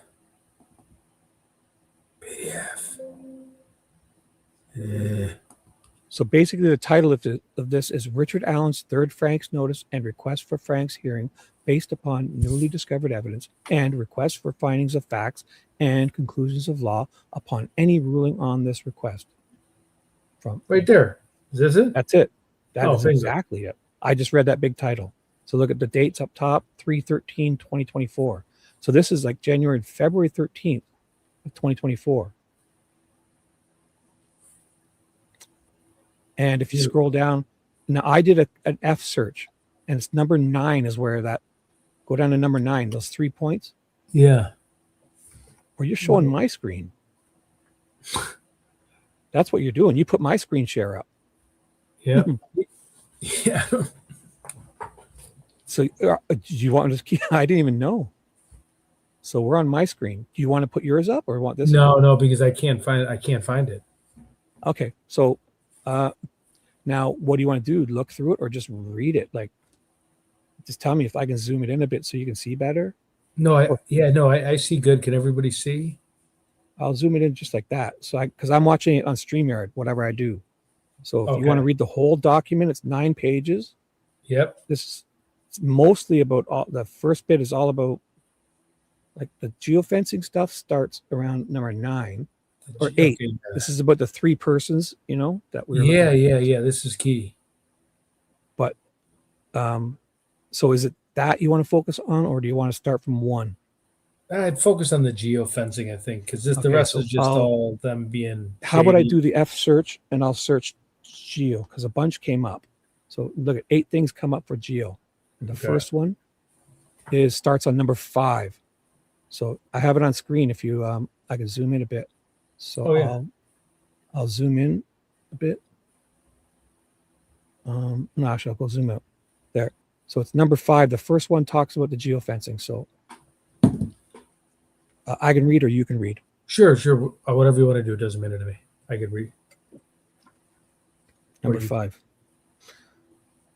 After Franks 1 and Franks 2 were filed, just before the defense was kicked off the case in October of 2023, the defense received certain geofencing evidence that the defense did not have an opportunity to fully examine, explore, or discuss with its experts. So that the evidence, this geofencing, they were kicked off before they could even look at it. And they were on for like a year or so, a year and a half before they were kicked off. Nick never gave them this. 3 people walking around within 100 yards. The next one is about the Odin stuff. So I'll skip here. Now 7 says both the geofencing evidence and Holman's Odin report. So basically I'll read it. 6, because what they're alleging here in this Franks is about the stuff that they didn't get, like the evidence, exculpatory stuff. That's the whole meaning of Franks. Franks was a person who had this. Franks is an example of the precedents set, and they've actually named. It's like, when they have the law where it's like Hawley's law, or what's that one where when kids go missing, the Amber Alert. Amber, like when they honor somebody, Franks is the guy, and they've kind of named this. This is a legal thing now. Frank's motion is named after the original guy who was something Franks, and it was the precedence in this where they held exculpatory evidence from the defense. So the things they're alleging is number 5, that Nick for over a year or so withheld the geofencing data, which showed 3 people other than Richard Allen that not related to Richard Allen right around the bodies within 100 yards. And 6, the Odin report, because this is when Rosie saw Barbara McDonald on court TV with the Odin report. And they didn't even know what it was, or he's the only one who kind of seeing it, and he recognized it in front of her on court TV on her on the desk as she's doing an interview. So then that leaked to her somehow, and then Jerry said he couldn't find it. Meanwhile, he's watching. So that's the whole thing. So 6, just after the defense was reinstated on the case in January 2024, it received certain discovery in the form of a September 22nd, 2023 report authorized by Sergeant Jerry Dick Holman, purportedly memorializing an interview Holman, had with a former Purdue professor named Jeffrey Turkle. This is the Purdue report. And when I say Dick Holman, That's detective in charge. That's his official. It literally is one of his acronyms. Sergeant Jerry Dick Holman. I feel it necessary. I honor him. So he's a dick, a detective. And he literally says it in his deposition. Dude, you got to give me later. You got to give me your Liggett voice again, or your McLeland. Oh, I can do that. Well, I'll do it inappropriate Later, because this is the defense now. So yeah. No, number 7. So this is the Franks. They're alleging that these things were held back or even not given to them because they had to push to get this Odom report. This is when Holman in his sworn affidavit right before this said that I can't. He said that Turco didn't say this. He said he lied about what Turco said. He lied and omitted things he did say to Turco, and he completely obfuscated by saying, "I don't even know who that the Purdue reporter professor was. If it was a guy or a girl, a boy or a girl, they couldn't give him a name because they were lying." Right. They're trying to hide this Odom report because it was very telling. And then when the defense found Jeffrey Turco, then Holman found Turco and went and did that interview we were about to watch. The second one on Holman now has to go back and do this because he lied about, but then the defense went and found him at Purdue, the university. Right. So number 7, both the geofencing evidence and Holman's September 22nd, 2023 report provide new information that supports the defense request for a Frank's hearing. Now, here, number 8, specifically, you want to read it? Go ahead. No, go ahead. Yep. Specifically, the defense received certain geofencing evidence that at least 3 persons were in or around the crime scene at a time while the murders were taking place, according to law enforcement timelines, and none of the owners of the phones have any connection to Richard Allen. Now, this is what we just read, but I'll read it again because it makes much more sense now. Yep. 9. This geofencing evidence would provide evidence of any of the following scenarios. A, those persons walking with the phones are witnesses that would have observed the murders as they were taking place, and none of them have identified Richard Allen. Or B, those persons walking with the phones were witnesses who observed nothing as the murders didn't take place that afternoon on the 13th of 2023, but the victims were taken to the crime scene after those 3 people were walking around. Because if there's 3 people walking around, there's no way you don't see it. So the state is saying it's a possibility it's not happening, as the state says. The defense is alleging that's one of the options. Or C, those persons walking with the phones were participants in the murders. And that's huge. I'm going to take a screenshot of that. That A, B, and C is so. You tie that to Ron Logan. Is that okay, or do you want me to go down a bit? Because I'm trying to get it out of your. Oh, that's good. Yeah, this is good. I mean, I have this document. So what I should do? Tell me when you're done your screenshot first. Okay. And then I'll highlight these as I should. It's a good thing you mentioned it because we tie this with Ron Logan. Okay. Do you have the screenshot? Okay. Yep. Ron so Logan, what I was going to do is 209. What I was going to do this. I'll mark these up as a highlight. So I'll put the anything when we read about this geofencing is going to be highlighted because it basically starts with 8 here.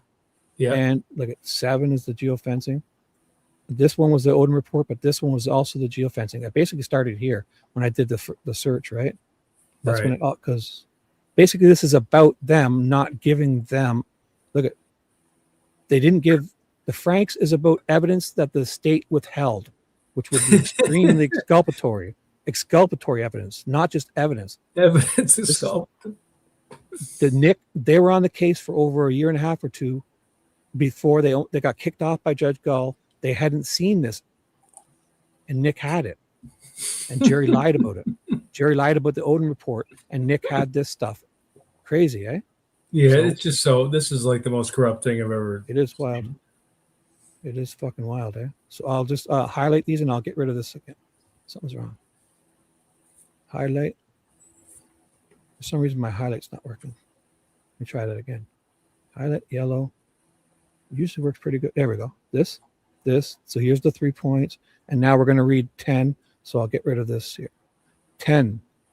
Said geofencing evidence was so important to somebody involved in the investigation that they created a map and plotted the movements of these persons, including movements that show that at least one of these persons was within 60 to 100 yards of the crime scene at a time while the murders would have been committed, according to law enforcement's timelines.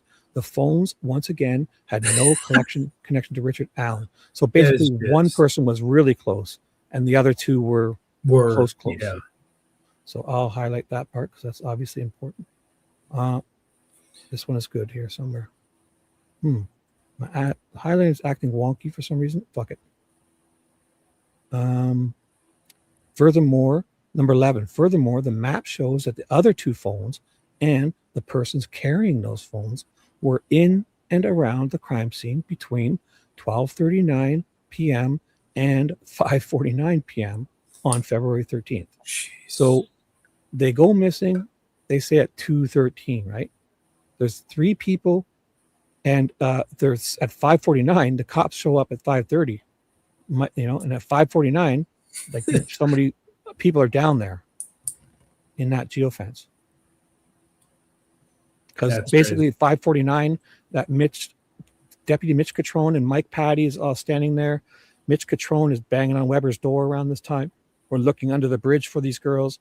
There's three strangers walking around in that bowl down at the bottom between 12:39 and 5:49, which would be could be any Cheyenne Mill. All those people were there around this time. Yeah, right? all of them. There's 8 or so. McCain was there at this time. Between this window is when Cheyenne and Shelby Duncan walk across the bridge. Daniel Pearson and Shelby Hicks are on the bridge. McCain is walking all around this bridge for half an hour. The flannel shirt guy, FSG, Dave McCain, and he's everywhere in his trails. And Derek is there. Cody is there at this time. Kelsey is there at this time. Like, not down there, they say. They don't, but this is I don't know whose phones. There's 3 strangers' phones. So now, number 12, that defense is sought out, but has not been provided any documents or reports that contradicts or refutes said geofencing evidence, but have not found such evidence, nor has the prosecutor provided any when the defense requested reports on said geofencing. Jeez. Do you want to read some? Here, read this one. 13. Yep. 13. When Tony Liggett drafted his affidavit for search warrant of Richard Allen's home, Liggett concealed from Judge Diner the fact that at least 3 phones and the people using those phones were moving in and around the crime scene at times when the murders would have been taking place, according to law enforcement timelines, and that Richard Allen was not in any way connected to those phones. And then you top the fact the Ron Logan false alibi before a crime has been discovered. Right, but yeah, so Judge Diener, so picture in October of 2022 or late August, whenever it is they arrested Richard Allen, they made those search warrants up in I think it was late September, probably early October. They're making the search warrant up to go to Richard Allen. In 2022, he doesn't tell the judge doesn't hear about these 3 people walking around, and the judge doesn't hear about what you just said too. What was it? Nicole Robertson, FBI. Oh yeah. They left out a bunch of stuff in when they went and made the PCA in this number 13 is what that means. Like Liggett is the one who wrote the PCA up. Oh, Liggett, yeah. He lied about what Sarah says. He added blue coat from tan and added bloody when she said only muddy. He left out bloody too. So when you see Diener's Judge Bloodlust Diener, he's the original one for Richard Allen. He's the one who left because Nick took over from him. Not Nick, Gull. The judge. Yeah. And so Judge Diener left, and Robert Ives is the one that said non-secular at the crime scene. He was the prosecutor before Nick. So the judge and Nick left. Gull took over for him, and Nick took over for Ives. And this judge is the one who signed the original search warrant for Richard Allen. Search warrant for Logan, right? Right, but that's like 5 years earlier. 5 years older, right. That's in 2017, right? Yeah, we're talking 2022. But the thing is this is like his last move, and then he retires, and then Ives' last move, and he retires, and then Judge Gull is instated, and Nick McClelland is, and they wanted to get some people on it that they could, trust, I guess. Jeez. So the whole rigmarole here is, if Diener was told this about 3 other people, if Diener was told that Sarah said tan coat, not blue, if Diener was told that he only had mud, not blood, like he just slaughtered a pig, because she doesn't say that. She says it at trial, but she doesn't say it for years. Right. So basically, if Liggett told him everything they're saying here, they never would have been able to search Richard's home, or they would have searched 3 people's homes, at least 2 or 3 other people's homes. Right. So now this is about. Oh wait, Tony Liggett should have notified Judge Diener that certain people who were not named Richard Allen nor connected to Richard Allen were moving in and around the crime scene at the time when Liggett claims the murders were being committed. Right. So if you think about that, it goes back to their 3 points. Either there was it wasn't even happening, or they saw it, or they were the ones who did it. If they're that close, if somebody's within 100 yards of a murder happening, they're either seeing. You can't walk around down there and not see. Like, imagine this person took an hour and 15 minutes in the state's timeline, to unalive 2 girls and there's no noise, and their vocal cords aren't cut. Their jugulars are cut, not their vocal cords. So they could have very well screamed for 5 minutes. Right, exactly. And then if they're both nude, their pitch, you would see that. Right. And Libby was nude found. Yeah. So she was. Not to sound weird, but she was kind of pale, right? On this dark brown background. So, and then this guy's running around for an hour, dropping branches, throwing clothes in the water, redressing one. And there's a person within 100 yards. So either that person is involved, or they didn't see anything because it wasn't happening as the state said. So just why is every single 13, 14, everything says Richard Allen, and people not named Richard Allen, not named Richard Allen, not Richard Allen, not Richard Allen. Well, this is the defense writing it, so they want you to know. But then they're not allowed to have a third party defense. Judge Gall said no, you're not allowed to use a third party defense when there's people there. There's 3 other third parties, and they can't use the third party defense. And they literally, the state withheld for a year or so evidence that there was 3 people basically within 100 yards at the time they say it's happening. And so imagine that the state withholds 3 other people's evidence that 3 other people were there in and around, and the defense is not allowed to bring up anybody but Richard Allen. And that's what the Odin report also. Jerry lies about the Odin report. He says that Turco said something he didn't. He left out all the stuff he really did say about how it's most likely a fanboy, bastardizing the Odin religion and just kind of cherry picking, like a meth-induced psychosis fanboy, exactly like Brad Holder would have been. And then Jerry uses that.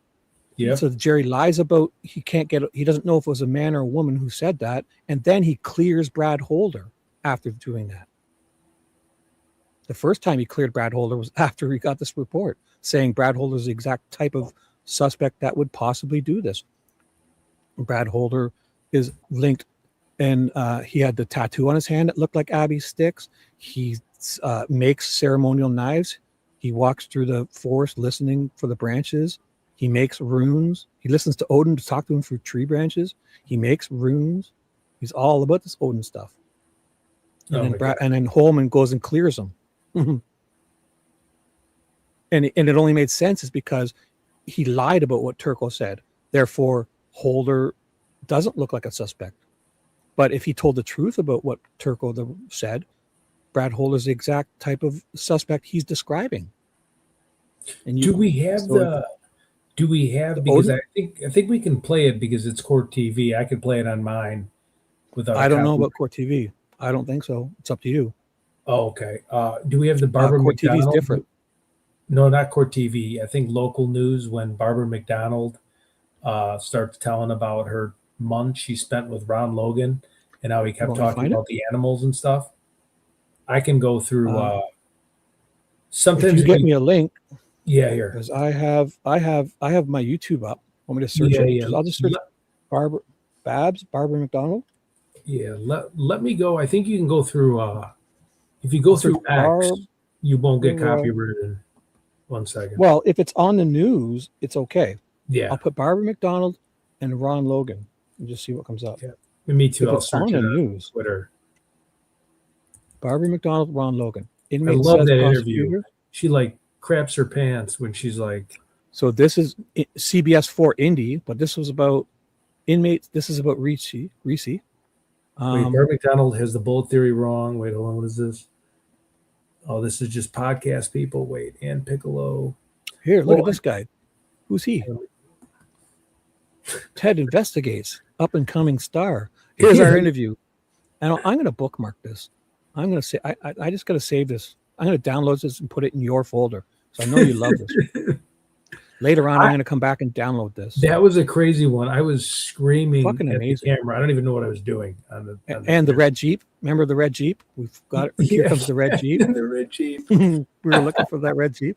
So this woman, the morning of, is here. Look at. I'll just put a picture of it for everyone to see. Oh my God, it's so goddamn. Should we play this? This is a classic. Yeah. It's only 2 minutes. Let's just play it. Okay. I mean, we can't. It's my favorite. Just it's self-explanatory. I won't even pause it. At around 55 seconds in, this woman goes and talks to Ron Logan before, I don't know if it's before, like right after the bodies are found. Oh, the day after, on the 15th, the morning. I'm not laughing at like the murders. I'm just laughing at how stupid well, this guy. Let me tell you why you're laughing. Because Ron Logan nobody's seen the photo yet. Because she says in this that tonight they put out a photo of BG. So in the morning, she talks to Logan and look what he's wearing, okay? Remember that. So that's the gist. Yeah. She goes and talks at nighttime. She talks about it. She says they got a full description of BG on the night of the 15th. On the morning of the 15th, she's talking to Ron Logan, and he looks exactly like BG. And then it's wild. It's just wild. It's so a small town up there in Carroll County, and still distraught over the loss of 2 of their own. In fact, Eyewitness News reporter Emily Longnecker tonight continues our team coverage in Delphi with how people there continue to cope with the loss of Abby and Libby. Emily. John and Andrea, people here in Delphi are cautious tonight about saying too much of anything. Many of them knew these 2 young girls and they know their families, and they are just finding it still very difficult to talk about what happened. On the outskirts of town, though, where police found the 2 teens' bodies, people are talking, sharing their disbelief and anger. Against the beauty of the sunshine and bright blue skies Wednesday, it was still hard for Ron Logan to. So BG sketch is not out yet. BG sketch is not out. This is February 15th, the morning of, and she's going to say later on, she's going to say at the end of this interview, she's going to say tonight they just released a sketch of BG. And he's getting interviewed. He's accepting every interview. He's trying to get out in front of everything. He's showing every journalist where everything was found. Like he's so guilty. So after this sketch comes out, I bet he will never wear this, this outfit again. But this is the morning of, before anybody knows there's a guy in a blue coat and a sketch, or they know nothing about Bridge Guy. Fanny pack. The morning of the 15th, he's talking to her before the sketch comes out tonight. Hey, Cody versus the world, where you at? Yeah, Cody. Here we go. Let's watch it. Upon 2 young teens just out for a hike on a day off from school. Who would have thought they let their children out to do? I'll pause it here. You want to screenshot that? Go crazy. Yeah. I'm going to download this video, and I mean, this should be your opening for your show. Cut this up however you want. So the bodies were found on the 14th. The morning of the 15th, this woman runs to Ron Logan's house and knocks on his door, and he gives an interview to her before anybody knows there's a BG sketch coming out the night of this 15th. So in about 12 hours, they're going to put a video. The next 7 years, they're looking for a guy in a blue coat that was on this bridge. And Lucy just said Cody's doing a decade-long live. There, Cody. You have time. This is 2 minutes and 29 seconds. Can you squeeze that in? Yeah. Something special that day. Take a trip down and it turned out a disaster like this. For 53 years, Logan's lived on the country road near the trail that leads to the Monon High Bridge. People walk up and down with their children, and yeah, it's quite a nice little trail, and the bridge is real. Never has Logan seen anything like what he has this week. The search for an eventual discovery of the bodies of Libby German and Abby Williams. The area that they were in is very hard to get to. I mean, you can't get there. You have to know what you're doing. So somebody would be walking with them or something. Those are the same kind of thoughts Marvin Sanderson keeps mulling over. His daughter used to hike the same trail. Dead, you know? She said, I've seen a couple scruffy-looking guys back in there, but, they never bothered me. They went on their way. Sandifer is anxious for investigators to identify a suspect. I'm not really scared. I'm just worried that You're not a child. it would happen again. That's why he hopes someone knows or saw something on that trail Monday and can lead investigators down the right path soon. I hope they catch him tonight, and I hope they make him pay. And with I'll quickly pause it. If you listen to what she says, this is the end of this. So this is that night of the 15th. She says, police just released the sketch of BG. So earlier in the morning, she's talking to Logan. Nobody's seen Blue Coat, BG, nothing. She's going to say it right here. Listen to her wording. Release tonight of the picture of that unknown man seen walking on the trail Monday afternoon. People here are hoping investigators are that much closer to discovering who is responsible for taking these two young lives. John. Oops. So basically 12 hours earlier, she's looking at that photo thinking, oh my God, I wonder if she puts it 2 and 2 together that she just talked to Ron Logan, looked identical to this picture. 12 hours earlier, she's talking to a guy in a blue coat, and the bodies were found on his property. Yeah, here is wait, here is this one for a second. So Barbara McDonald, we can't watch that for sure. Here this is a quick one. Definitely not watching that. Oh, this Bruce McGuire, this guy, but these are YouTube channels, so I won't play any of them. Here. This. I'll put this one on. Want me to take my screen off, or you put it in chat? Yeah, maybe. Well, put it in the private chat. I can click on it and get it up. If it's a YouTube video. Well, it's through X. That way we won't get a copyright trade. It's an 8-second news clipping. Okay, send it, or you want to put your screen up, or send it. Yeah. Okay, I can just put. No, I don't have it. I can just. I'll take my screen down. Here, I'll take mine down, but I won't. I'll just remove it from stage. There. So now you can do. Here's this great one. Oh, yeah. Inside Edition. I asked Ron Logan to repeat those same chilling words. Down the hill. I asked Ron Logan to repeat those same chilling words. Down the hill. And then you have this. Oh, sorry. No. How do you? People, I'm not reading the comments. Is everyone having a good time? We enjoying this? Sorry, I get so much into this, I almost forget we're doing a show. So I'm sorry, guys. I should read chat better. And then here's Ron. I love this. This shows him at 2:09. I'm joking, but look, this is Ron making the phone call. I mean, well, is this the? Well, I don't think this is the blue coat. Different, but I just think it's funny that he's. Look at him. Wow. No, it is obvious. I mean, yeah. It still looks a lot, but this isn't that blue coat, right?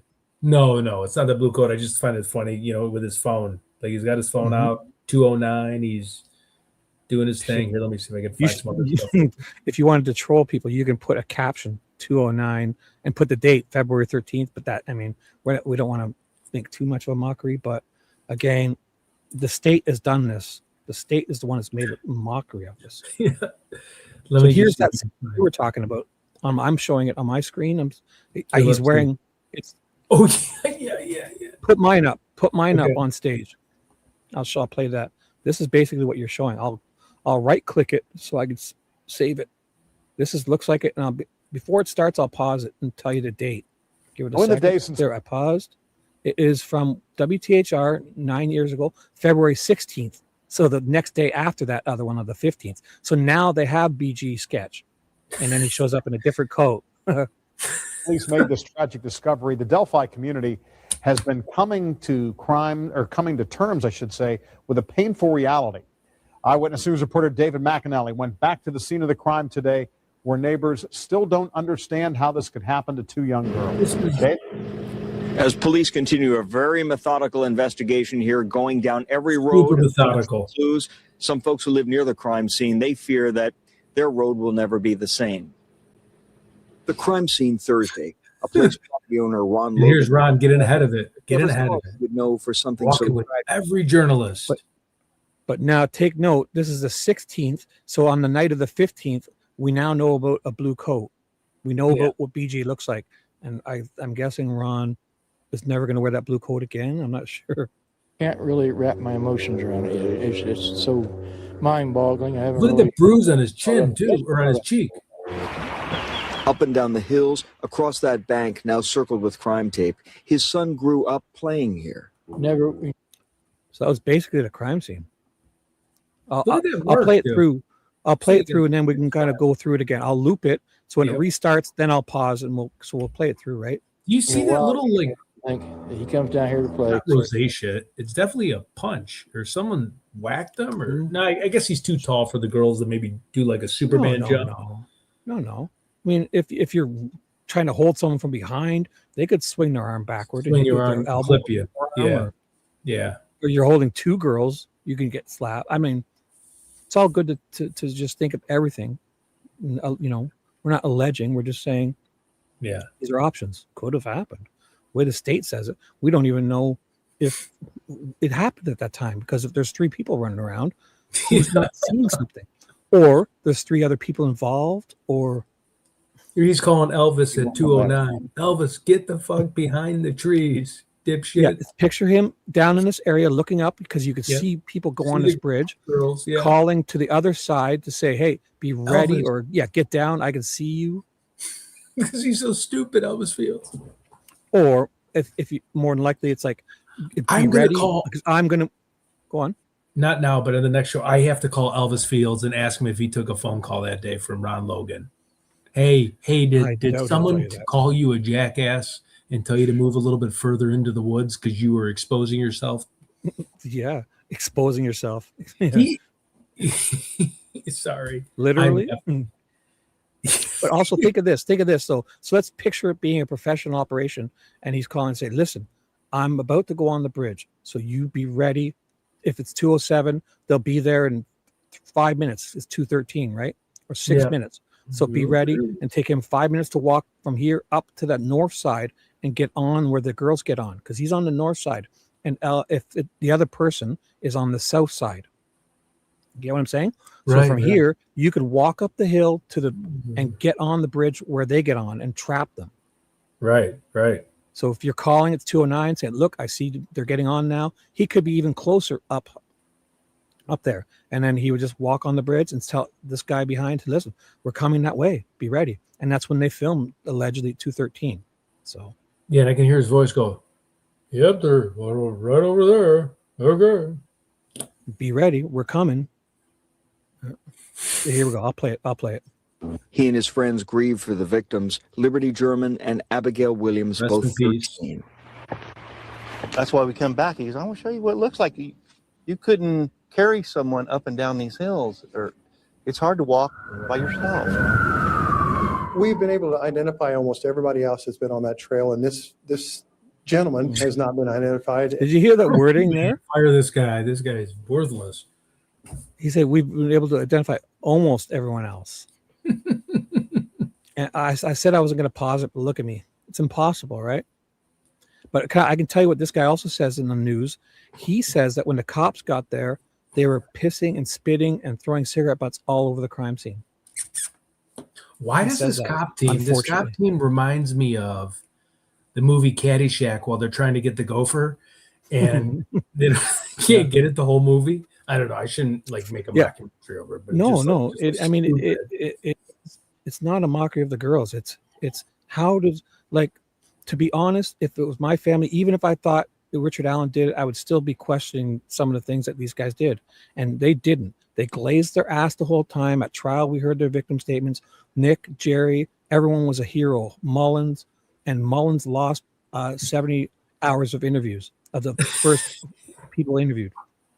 So that to me is telling that they can't at least kind of say, hey, Incompetent, they inept. did a great job, but there was some mistakes. They can't even say that.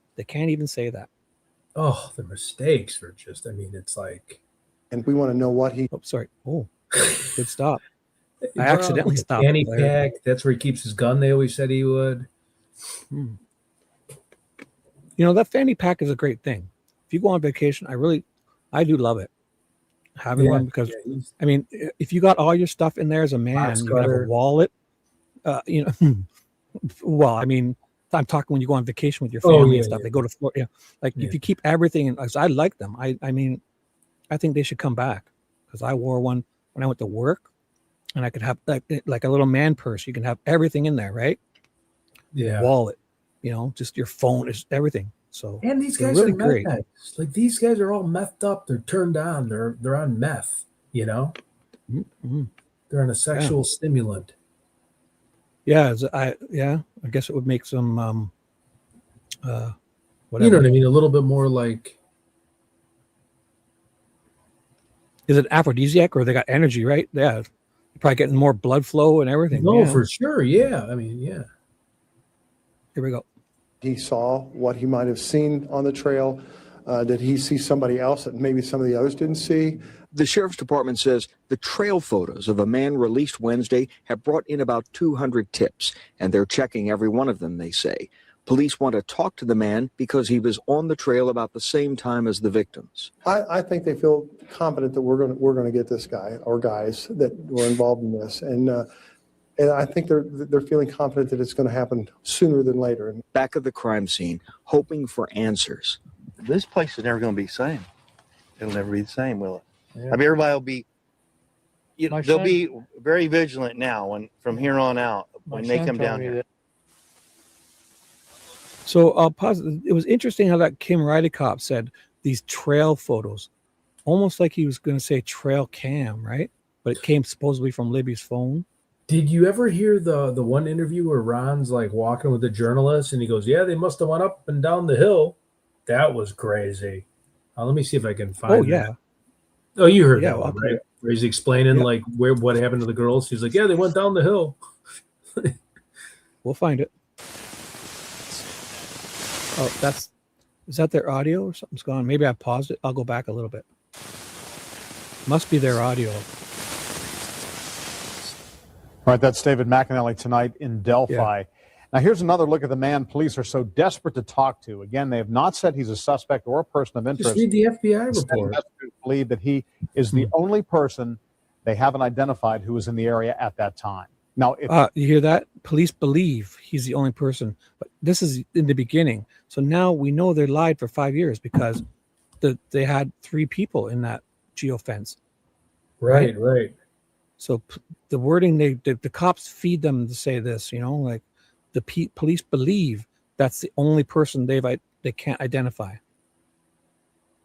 Well, I believe you're full of shit because you got there's 3 other people for the next 5-6 years, and when Richard Allen's defense team comes on, you don't tell him for the first year. You try to hold it from him. They have to file that Frank's motion, you know. So not only do they not tell it anybody, they know of 3 other people within 100 yards. They don't tell the defense with some extremely exculpatory evidence, and the judge doesn't allow third-party defense. Right, Insane. right. Fucking insane. If you were in the area that day or you know anything that could help solve this case, Why police should I do want to hear find from anything? you. Hold on. They've set up a new tip line for information about the murders of Libby and Abby. All tips should be called. So I'll show you the rest of them because I've saved that search. Oh, you do? Okay. That's image guy, R&M. There's R&M. That's about that's like when he was in the Navy. I'll scan ahead a little bit. Yeah, this is all about Ron Logan, eh? Yeah, I think that's the one where his bedrooms. Mm-hmm. Crime scene photos from the state 1 year ago. R&M. There's investigate. You ever want to watch any of your things? We can play some of your older stuff. I can't even. I think I was just reading a transcript. Oh, look at, we're live. Look at Sweet Dude Chibi's live. Oh my God. That's our live. Is that us? That's ours. That's weird. Because that's me like 5 minutes ago going through all these searches. Look, it's right now because look below it is my wife welded the tank. Look at, watch. When I hold it here, I'll stay here for a second and I'll let it, like when I hover over it, it's going to play. Watch. See, it's going to show what we're doing. So we're going to start looping into the matrix. You're going to see another hit. I do this to my people all the time. You're going to see, now look at the little blue hand. You're going to see a third one. And I'll do this. I do this for my people. With the audio, it's hard. Watch. Now you're going to see that hand start doing the same thing. We're looping into the matrix. Watch. They'll all start doing this. Watch. I fucking do this all the time. Look at it. So, and when the delay catches up, a fourth one will pop up, a fifth one, a sixth one. Oh my God. So I'll move on. Lucy said, "Are you a time witch?" Yeah. I love doing that to my people. I call it looping into going into the matrix. So Ron Logan in court for probation violation. It's 30 seconds. Yeah. You want to watch any of these? Let me know. Okay, let's scroll down. That's Tony Bruschi. I've seen that. That's Killers in Review. What's Ted that one? Investigates. This is you. This is you. Look, you got your head popped up. That's before I could share my screen. I was using Canva. Reese. So here's a CBS 4 Indy 1 year ago. Delphi defense team requests evidence related to inmate who Ron Logan supposedly confessed to. This is 1 year ago, CBS Indy. Yeah. You know? Yeah. You want to watch it? Yeah. Let's hear what. So just tell me when you want to watch them because I don't. Yeah, let's do the Reese one. And not our DD. Now to the latest in the. So I like to check the date to get the exact date. February 15th, 2025.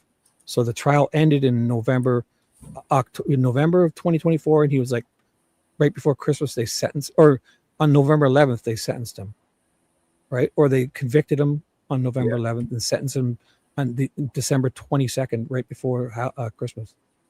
So this is in 2025, so about 2 months after. 2 months after the defense, the case is over, the trial's over. Ongoing legal saga that is the Delphi double murders case. Attorneys for convicted Delphi murderer Richard Allen are asking the judge to force the prosecutor to turn over interviews and documents that they say point to alternate suspects involved in the murders of Abby Williams and Libby German.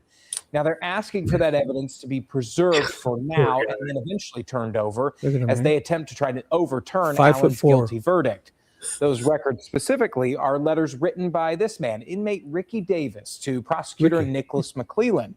Now, in those letters, Davis apparently told prosecutor McClellan, about conversations he had in prison with Ron Logan. Logan was the owner of the property where Abby and Libby's bodies were found and was once a prime suspect in their murders. Now, Davis alleged that Logan confessed to being involved in the murders alongside two other people. Davis also claimed that Kagan Klein, another inmate, had told him information that, quote, could only be known by someone involved in the killings. Klein also allegedly told Davis that Richard Allen was not involved in the murders. Now, neither Logan nor... So when you think about it, it's one thing if Reese is saying this at this time, but he's memorialized it in the letters back in 2017, right? Yeah, right. So it's not like, it's like if a person were to come to you afterwards and say an informant says they have information after the world knows in 2025 is one thing, but the defense... This is when it was in their back pocket. Right. Well, he writes letters in 2017, 5 years before they even have Richard Allen on their scopes. Yeah, and I have all the letters on my Canva. This is 2 months after the trial and sentencing that's over. The defense is still asking for evidence they have not received. And this guy's been put away for 130 years, Richard Allen. And this is what this is about.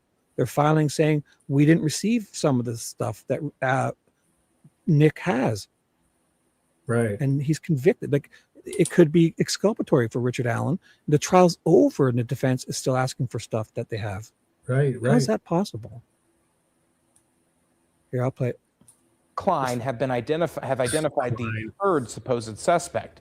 Now, this new filing requests that any letters, recordings, and records related to Ricky Davis from law enforcement agencies be preserved and eventually handed over. Oh, preserved. Maybe they did have it, but they don't want them to. They're making sure that they're having to preserve it because there's an appeal coming, right? Right. The state would probably love to think, oh, the trial's over, we can now shred all these documents and get rid of them, But the defense wants them to say, get them to say, we're going to keep everything for 20 years or something, To the defense. And a CBS 4 has an exclusive development in this story. Today, we received a letter mailed to us by Ricky Davis, the inmate at the center of all. Should be Nicole's on. We originally requested to go and interview Davis, but the Department of Corrections, they turned us down, citing, quote, security reasons. Now, in this letter, Davis told us. Look at it. Fuck, he's got nice handwriting. That's for sure. Yeah, real nice handwriting. I could fucking practice. Give me 10 years of practice, I wouldn't be able to do that. No. Yeah, mine looks like a third grader's handwriting. Yeah, a mental patient for me. Yeah, it does. He sent multiple letters about the supposed confessions to Prosecutor McClellan, and they were all ignored. He told us he believes that Richard Allen is an innocent man and wants to get justice for Abby and Libby. You can read his full letter, everything that he said. We have it posted for you right now on CBS4Indy.com. The main thing is the date he's saying it. It's not in 2025. He's got letters from 2017. Do you want to? I have to show you, and you can only play a minute because it's so embarrassing. I have a Ron Logan video where I'm screaming at the video. It is. We can show this too, but this looks interesting because I'm scanning ahead and it's going to change into something else here with the Mike Patty and Becky Patty. Oh yeah, Mike Patty. Just as a reminder, in November, Allen was found guilty of murdering Abby Williams and Libby German back in February of 2017. He received a 130-year prison sentence. Allen has now been moved to the Pendleton Correctional Facility. That's according to online court records from the Indiana Department of Corrections. Yesterday marked 8 years since the girls' bodies were found. We recently talked with Libby's grandparents. That is an adorable picture of her. Who the fuck is cutting these girls' necks? Why? Why would somebody do this? So horrible. I think these guys this is my second favorite photo. The first favorite photo of these two is when they're in the car with those goofy hats on, with little the winter hats, but they've got the goofy hats. Well, they're winter hats. Abby looks like she's going to the Kentucky Derby. Oh my gosh! When they wear those nice hats. Yeah. Well, yes. Everyone, it's all about who's got the coolest hat. Yeah, it's a thing. Oh my gosh, who the fuck is doing this? Richard Allen? Come on. Yeah, guy that works at CVS, clean record, great family man, married with his 30 years, no history of nothing. Been married. Not one person said a bad thing about him. Not one person tipped him in. Held steady employment. No fucking criminal record. Richard Allen's MO is the exact opposite of whoever did this. Exactly opposite. Yeah. For the first time since Allen's trial. Listen. Are you at peace with the verdict, or do you struggle with the verdict? No, the verdict was fair and just. I mean, that is our justice system. Yeah, and it works just as intended. Except for the fact both of these two in their victim impact statements asked Richard Allen to hope someday admit what he did, meaning they didn't believe all those confessions that were tortured out of him, right? They literally say it in their impact statements at sentencing, right? And him say, Richard Allen, I hope someday you tell the people what you did. Meanwhile, he's put away for telling Monica Walla exactly what he did. So they didn't believe it. So thank you guys. You didn't believe those coerced statements when the man was being tortured. as an innocent until proven guilty citizen on pretrial detainment in a goddamn maximum security prison. Thank you for not believing it, because I didn't either. Bring the girls back. You know, that'll never happen. But at least he can't do this to somebody else's family. And you can find their full interview. No, he just ruined his family. For you, CBS4Indy.com. So what was it you want? Did you want to watch your video? I can find No, it. no. I just want to see. Is there any other videos that we're missing on Logan where he's? So CBS4 Indy state in. That's the first one. The inmate. Yeah. Inside Edition. This is that one you had from Inside Edition, and it's the full one. 212. Can we play? Inside Edition? We could. Yeah, that was that was. What was he saying in that one again? Remember, you showed it. He was talking about down the hill, but if I paused it, I'll tell you the date and time. May 18th of 2022. So now the mainstream media. So when people are in our comment threads and they're trying to say Richard Allen is guilty, most of the mainstream media has came out in the last year and they know Richard Allen is innocent. Like from Tony Bruschi to News Nation people to Jesse Weber to Brian Enton. I mean, everyone's like. Wow. Yeah, it's crazy, right? The attention. Yeah, they're all like, okay, this. Chris Como was on talking for an hour. Vinnie Politan is saying, it's just crazy. Now here, before I move on, I'll put May 18th, 2022. Richard Allen is not on the radar yet, so Kathy Shanks doesn't allegedly find the tip until. The birthday I share with her late husband on September 21st of 2022. So it's 5 months, but Logan has passed away in January of 2022. So Logan's been dead for January, February, March, April, for 5 months now. And Richard Allen is about to be found in May, June, July, August, 4 months. 4 months, yeah. So this is in between Logan dying and Richard being found again. Now I'm going to just save this one on Q because this looks interesting. I can cue that one because the title was FBI details stunning revelations about 3 years ago. Read the first report, week 1. Yeah. So this is picture this we're going to watch. Inside Edition is putting this out months after Logan died in jail and months before Richard Allen's tip is found by Kathy Shank. This is what's going on. In the hunt for the killer of those 2 Indiana teenagers 5 years ago. It centers on this man, Ron Logan, who owned the property where the bodies of Abby Williams and Libby German were found. An FBI search warrant has just been released, revealing they searched Logan's home. Logan has been the focus of attention from day one. Inside Edition Stephen Fabian interviewed him in 2017. You just cannot believe this terrible thing that happened to the community and the families actually happened here on my property in my backyard. He claimed. Take note, no hat, no blue coat. Yeah. Pet animals. I got lucky and stopped there. That's petting the animals.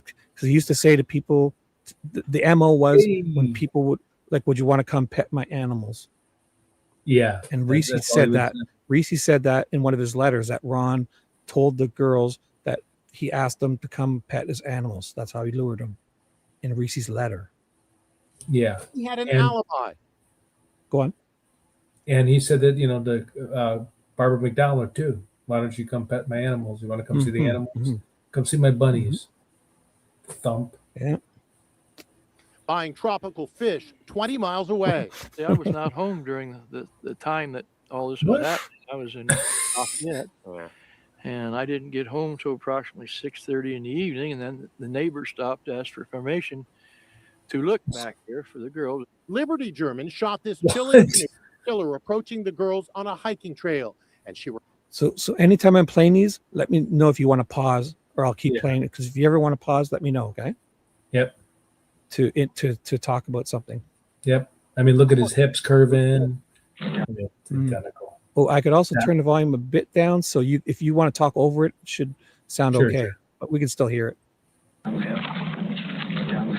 What do you hear on there? Nothing that I recognize at all. No one. I don't. I don't recognize the voice at all. Stephen asked Ron Logan to repeat those same chilling words. Listen. Down the hill. The newly revealed search warrant says Ron Logan's voice was not inconsistent with that of the person in the It's not video. inconsistent. That image of the suspect, the warrant declares Logan's physical build is consistent with the suspect. Oh, right. It does say that. We blow over that every time. Yeah. Did you read that in the Logan warrant? FBI says he's just the body type. It's not. It's very consistent with Logan. This body. Right. type. Where I even posted something where you go from his torso to his like upper chest, like his stomach to his chest, that like everything measures out. So if you ever go to the bridge, Ted, you see this piece of wood. Yep. Like if you measure the height of this, say this is 4 inches, you should be able to transfer the ratio to get, if this is 4 inches and we measure it here and it's 4 millimeters in the photo, then, we could then translate it to any photo. As long as we know this in real life, it's 4, if it's 4 inches or 6 inches tall, if you measure, let me know. I'll work out any photo. We need just an accurate height of this piece of wood. Right. Any of these. Because they're obviously a standard size, right? So let me see if I can find the Ron Logan walking gif. At his own tape. The picture is of such poor quality, it doesn't look like anyone I've ever seen. We spoke to Tanya Kane and Kevin Green of the True Crime Podcast, Murder Sheet. They obtained the warrant. I'm not necessarily convinced. this was the one people were saying that she looked like she was sitting on his lap. And we all joked about, holy cow. Imagine, where's his hand? Like imagine he's got she's a puppet, like a, what are those called again? When they talk, the man, dummy, ventriloquism dummy. Yeah. Ventriloquist dummy. Look at this fucking guy. Was involved in this. Some of the circumstantial evidence against him is intriguing and should absolutely be looked at. Logan is now dead, reportedly of COVID. He was never charged in the case, and it is unclear whether he was ever. Let me see if I have it on my phone. Basically, when he's in jail for driving without a license, they hammed him up so bad they fucking took his teeth, and they didn't. They took his teeth away when they're like, imagine they're giving him Taco Tuesday. I joke, but if you give him hard food, they take his teeth away. Right. Here, wait, I'm finding. Let me see if I can find. While you go through this, I have a project on him where it shows his. Probably. How you want to look for it? I saved that next one. If you want to try it, I'll check that next one out. Yep. Check that next one I have. So again, this will be Wish TV, right? That's news. May 18th of 2022. So it's around that same time. So they must have been releasing info. Because this is May 18th of 2022. So it seems like everyone's doing stuff about Logan. Oh, yeah. He's being crucified. But it's the same as that Inside Edition one. It was May 18th. So they must have done something fresh, and they're all kind of rehatching stuff around the same time. Brewski really wins on him. So clearing up conspiracy theories, FBI report details stunning revelations in the Delphi murders.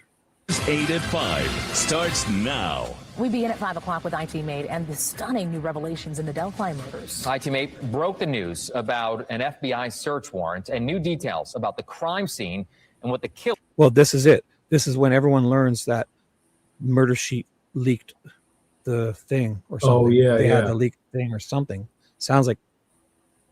So it's actually really clear.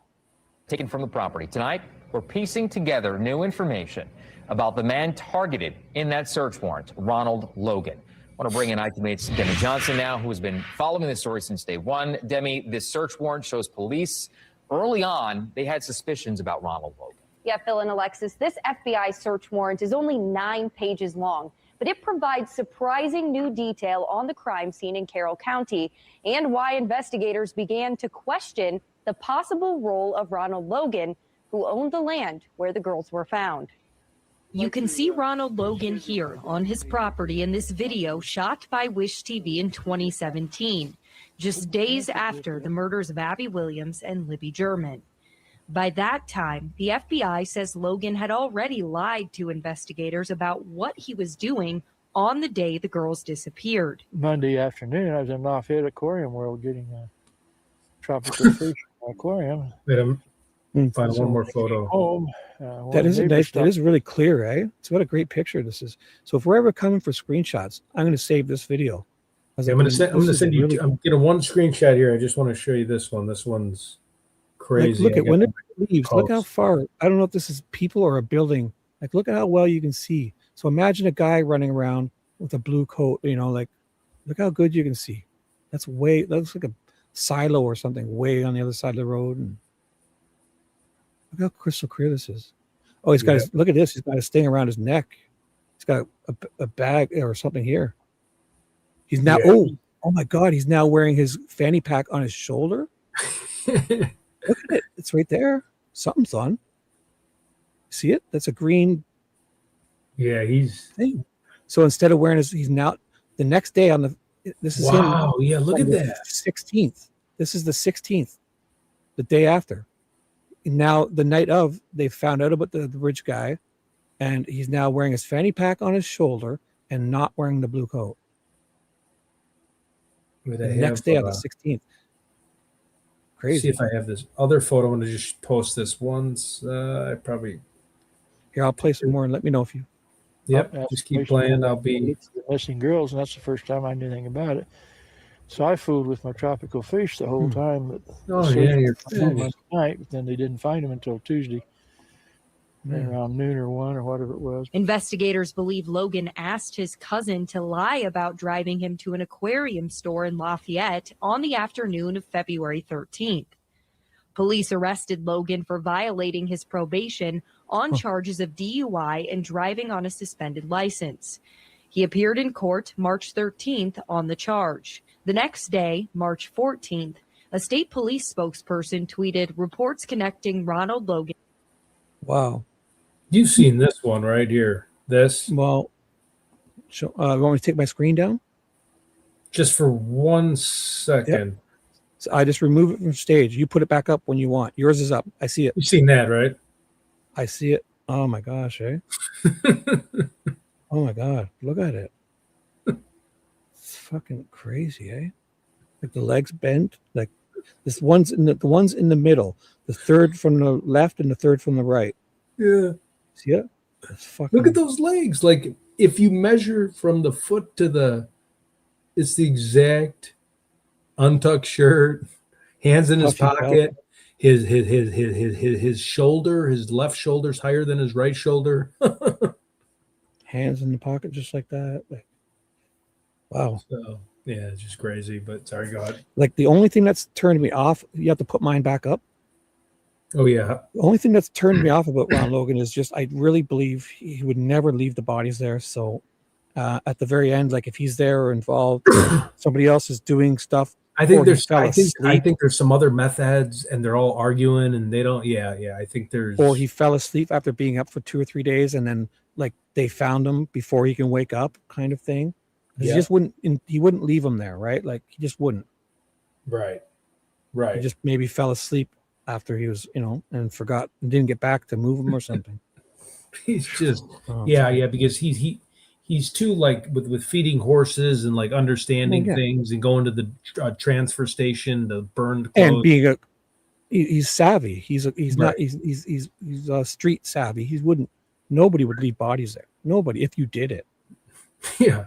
That's why I do. But like if you ever had like an altercation with like a meth head and you had a couple meth heads like right on your property and they're driving you crazy and they're saying, no, we're going to mess with the body. I'm going inside for a minute. All right, just I'll be back. Yeah. Just passes out. Meth-induced psychosis is a real thing. Yeah. Yep. Especially after 4 or 5 days up. I've never tried meth, but I've seen. No, I ran a marketing company like 15 years ago and I didn't even know this kid was on meth who was a telemarketer. He had like fake teeth and everything. And when he was on meth, I didn't even know. And he was just like, It was crazy. It was like talking to a zombie. I thought I was in, what's that show that's been on for like 20 years? Walking Dead. Yeah. Yeah. It was just like The Walking Dead. He'd walk in going, I I just asked my chat. I said, "Hi guys, having fun?" And I'd like to report that Becky B and Paula are having fun. So let's do it. Nice. Awesome. Is Nicole? So, wait. How about is Nicole Watt Sweet Southern having fun? Nicole, tell us how Stat much. Tell has us, gotta are be we having doing? fun. Nicole, tell us, is Ted and Shibby doing really great or really awesome? Which is it?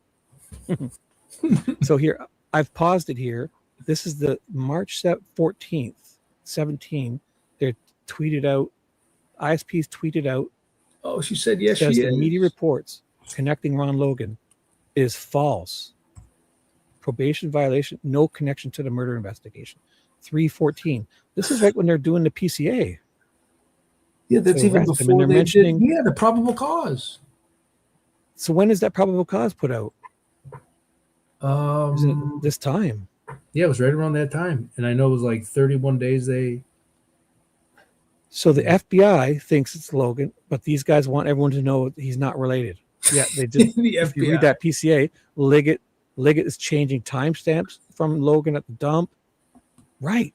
So Liggett's changing timestamps to almost protect Logan.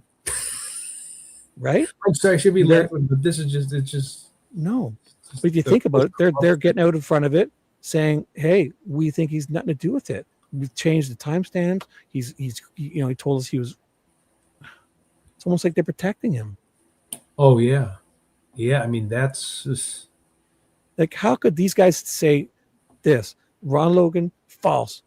He's not related, connecting him to the Delphi murders. It's false. And the FBI is a bunch of idiots, is what they're saying. Because Nicole Robertson has just written 5 pages of what Ron Logan to go into Ron Logan's house. Go on. and Nicole Robertson, 13 years in the FBI, 8 years being a cop, says when a suspect gives a false alibi before the discovery of a crime, that is your prime numero uno suspect. The bodies were on his property. His cell phone pinged on the bridge at the time of the murders. Then at nighttime, where the bodies were, he was outside his residence near the bodies. Yeah. I mean, that's very telling. Somebody makes an alibi before they found the bodies, because he's doing it the morning of. Before the bodies are found, Logan is lying about where he was the day before. What is he lying? I need you to say I was at the ice rink at 2:00 yesterday. Right. Yeah. And cops are going to be turns out, speaking to you. after we find there's bodies found, and then they released that the people went missing the day before at 2 p.m. and nobody knew about that time, right? Right. It's crazy. It's fucking crazy. Well, oh yeah, let me play. Sorry. I was trying to say hi. Let me just say hi to my chat. Lucy, Unindicted, Beck, Judy, Paula, and anybody else I've missed. Thank you guys. And Ted's chat. Thank you. If you ever want to come over to mine sometime and subscribe and then come back to Ted, I'd really appreciate it. You don't have to, but if you ever do, let me know. Here we go. Want to play? Yep. Into the Delphi murders is false. Probation violation. No connection to murder investigation. No But a connection. search warrant filed But- by an FBI agent 3 days later, March 17th, says, I believe there is probable cause to believe that Ronald Logan has committed the crime of murder, and evidence of that. Wow. So they're on to them. This is what the whole rub is.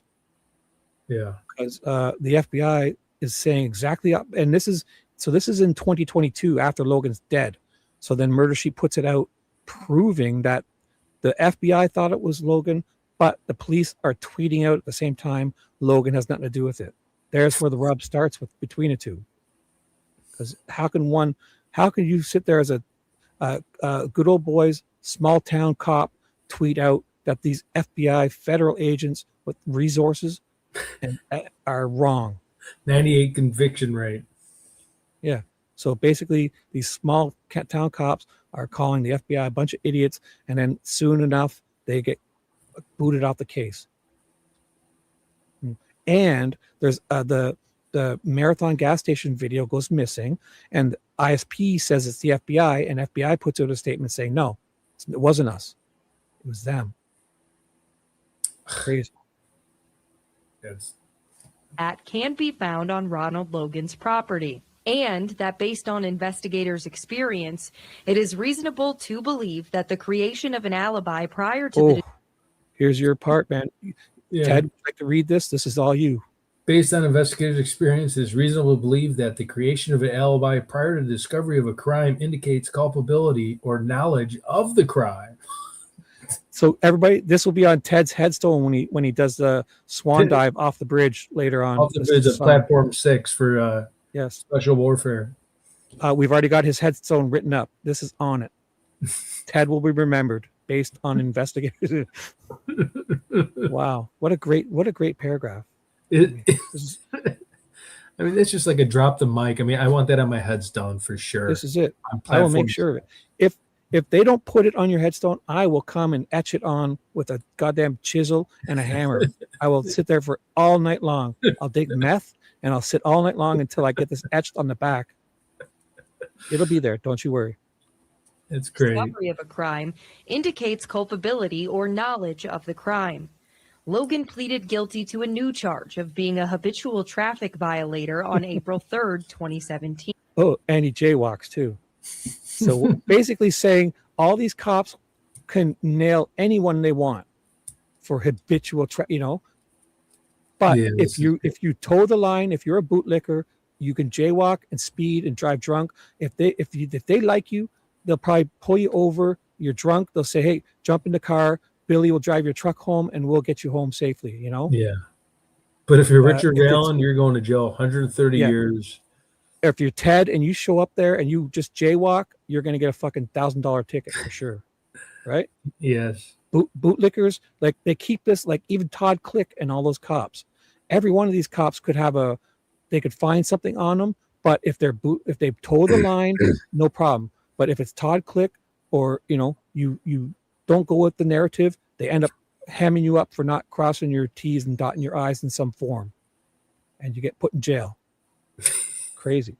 So basically they could do it to anyone. These laws are so ambiguous. There's so much whatever that word is, where it can go both ways. Ambiguous or ambiguity, where they could like they can just decide, to apply them each way if they like the person. If they like you, they can just use their discretion and think, no problem. If they don't like you, you're in jail. Yeah, you lose your teeth. Exactly. 1 second.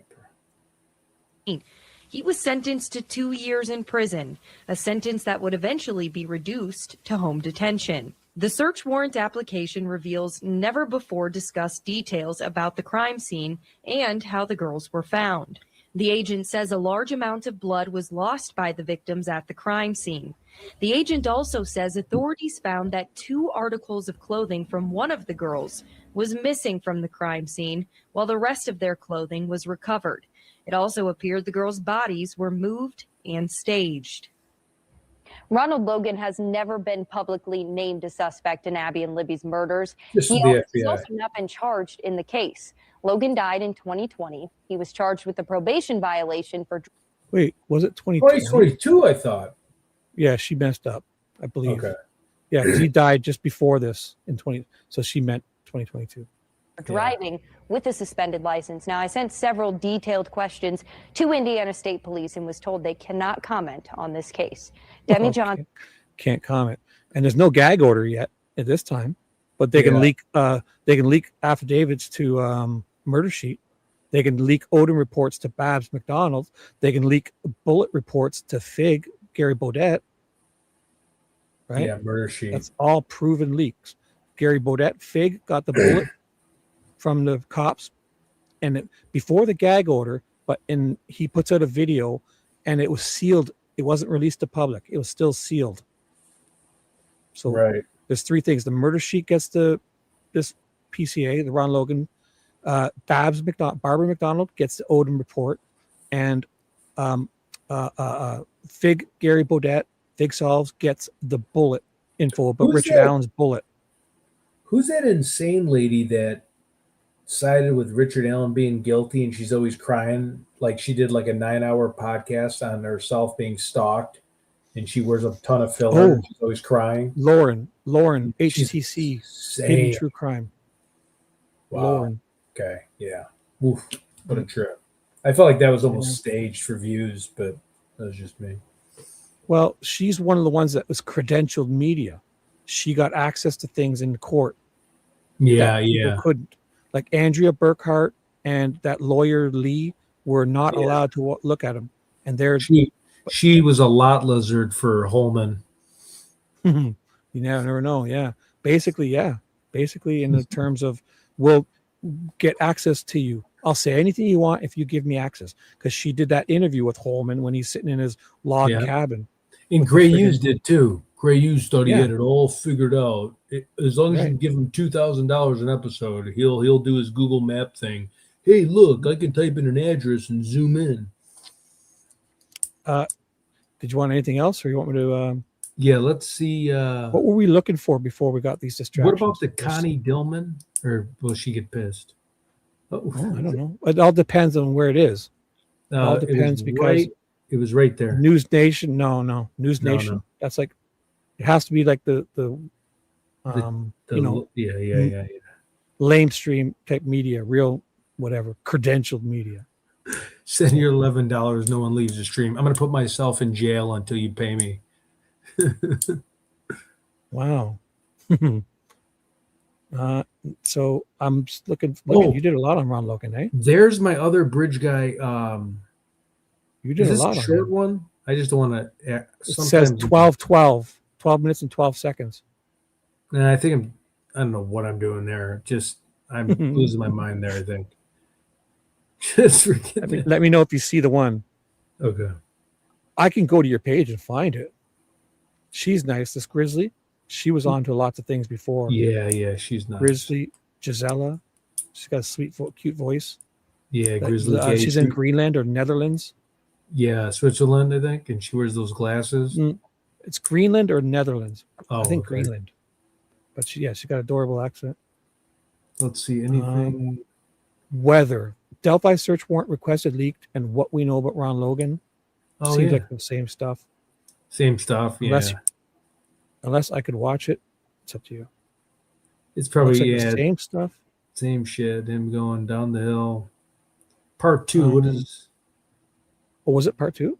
No. Not that one. Let me see. Is there other? So I'll only stop when I see like a mainstream media. Michelle After Dark is really good too. She's good. Oh, Barbara, True Crime. No, well, she's on. I guess she's not a guilter. She's cool. True Crime Design. Yeah. But Court TV. No, 41 minutes. Tony. So Defense Diary podcast. Nick Starro.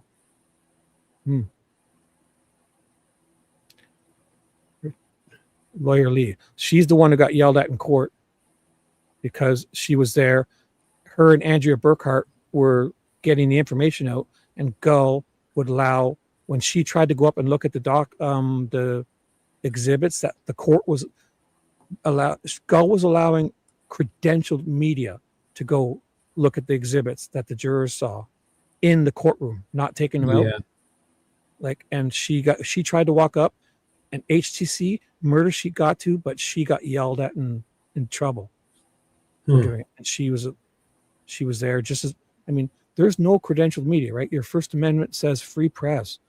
Anyone, if you're going to take public information that you're allowed to have and disseminate it to your peers, you are press. Switzerland. First Amendment.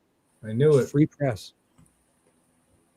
Sorry? Let's scroll down. Oh, no. Nicole said she's in Switzerland. Grizzly K. Oh, there's me again acting crazy. Gisela. Ron Logan, Jill.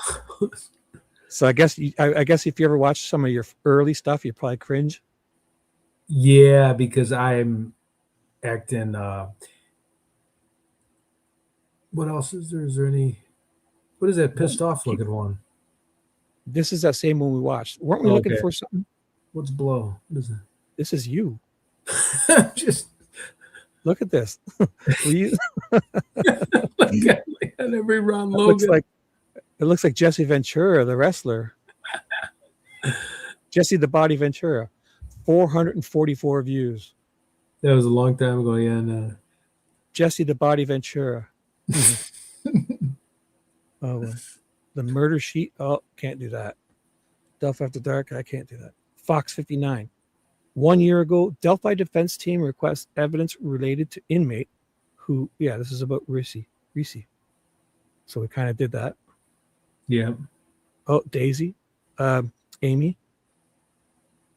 Who does? I think we're getting into the weeds. This Ted guy was all over it in the early days. Wearing pants, I'm sure. Look at, we can see your pants hanging up on the chair behind you. What? I'm only kidding. I'm only kidding. It was funny that I saw a creator that Delphi After Dark. He one day he bumped his camera and it fell on his lap. And I was thinking, luckily he was wearing pants because it literally falls on his lap and you see his crotch, So. Oh my God! Oh, I just thought it was funny. Look at my crazy ass there. Look, scroll for a minute. Look at it. This is a madman. Look at him. 5150. This guy. You're doing your hair. You're doing like a Dee Dee. You're getting ready for the people. You're doing a Dee Dee. Jesus. Oh Christ. That's a good one. CBS 4 Indie. Yeah, about Reese. There's inside. This is the one, the inside edition. So, were we done? Were we done with that? We weren't done. We got distracted, right? The report. I got it up here. The right at Frank's. Sorry, I'll pull it up. I got Google right here. This one. We only got the page 3 and we got distracted. Oh Jesus! I want to show you a quick photo too. Wait, but just keep going. I want to take mine down. No. I'm going to show you on my phone. So I did a short 4 months ago, and I had this weird pimple on my head, and it moved to my entire face. Watch, this is. And why I'm bringing this up is because I just saw a short and was right when that happened to me. And I look like I'm just keep reading it. It might be a while. I'm sorry. Maybe I don't have it. Look for it. So where did we leave off? See, this is my fault. When I do this next time, I should properly say I'm going to come back to this part, because look at us. We went off on a tangent there and for half an hour. So where were we? Tony Liggett should have notified Judge Diener that certain people were not named Richard Allen nor connected to Richard Allen, were moving in and around the crime scene at the time when Liggett claims the murders were being committed. 15.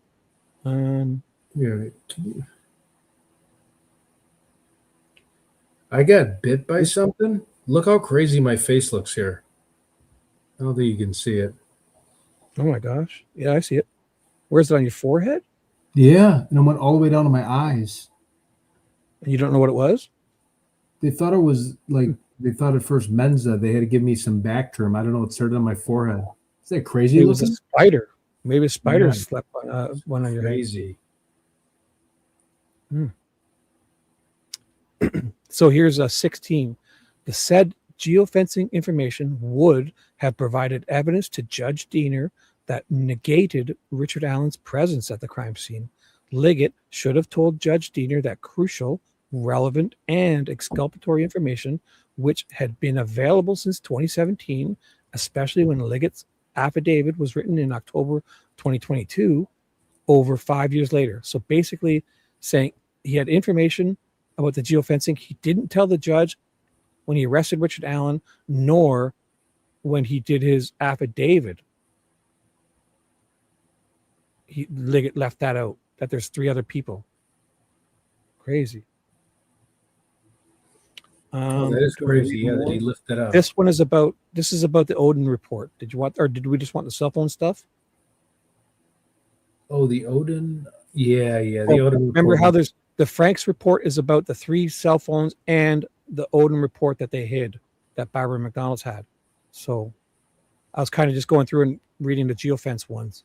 Okay, yeah, just the. So this is about the Odin runes, Odin stuff. So we'll do that on another day. I'll just find the geofencing group that would. So this is all Odin stuff, runes. Turco is the professor. all those other guys. These are all runes, Odin. So Odin. this is a big deal. We could do a whole other show on this. Yeah, about Odin, yeah. Holman lying in his sworn affidavit. And I mean, it's ridiculous. He's lying. He lied about what Turco said. He said things he didn't say. He left out things he said. And then he obfuscated the whole report, saying, I don't even know if it's a boy or a man or a woman, who he or she is. Turco, to get back and ask him more questions. He lied so badly in a sworn affidavit, Holman. Yeah. So this is all Odin stuff. When I find cell phone stuff, I'll let you know. Oh my gosh. Yeah, So this is the Frank stuff about stuff that was look at the omitted info, and I can't even get into that. So, Sarah Carbaugh stuff, but Betsy Blair stuff. So it's not just those two things. Let me just the defense provided that Liggett.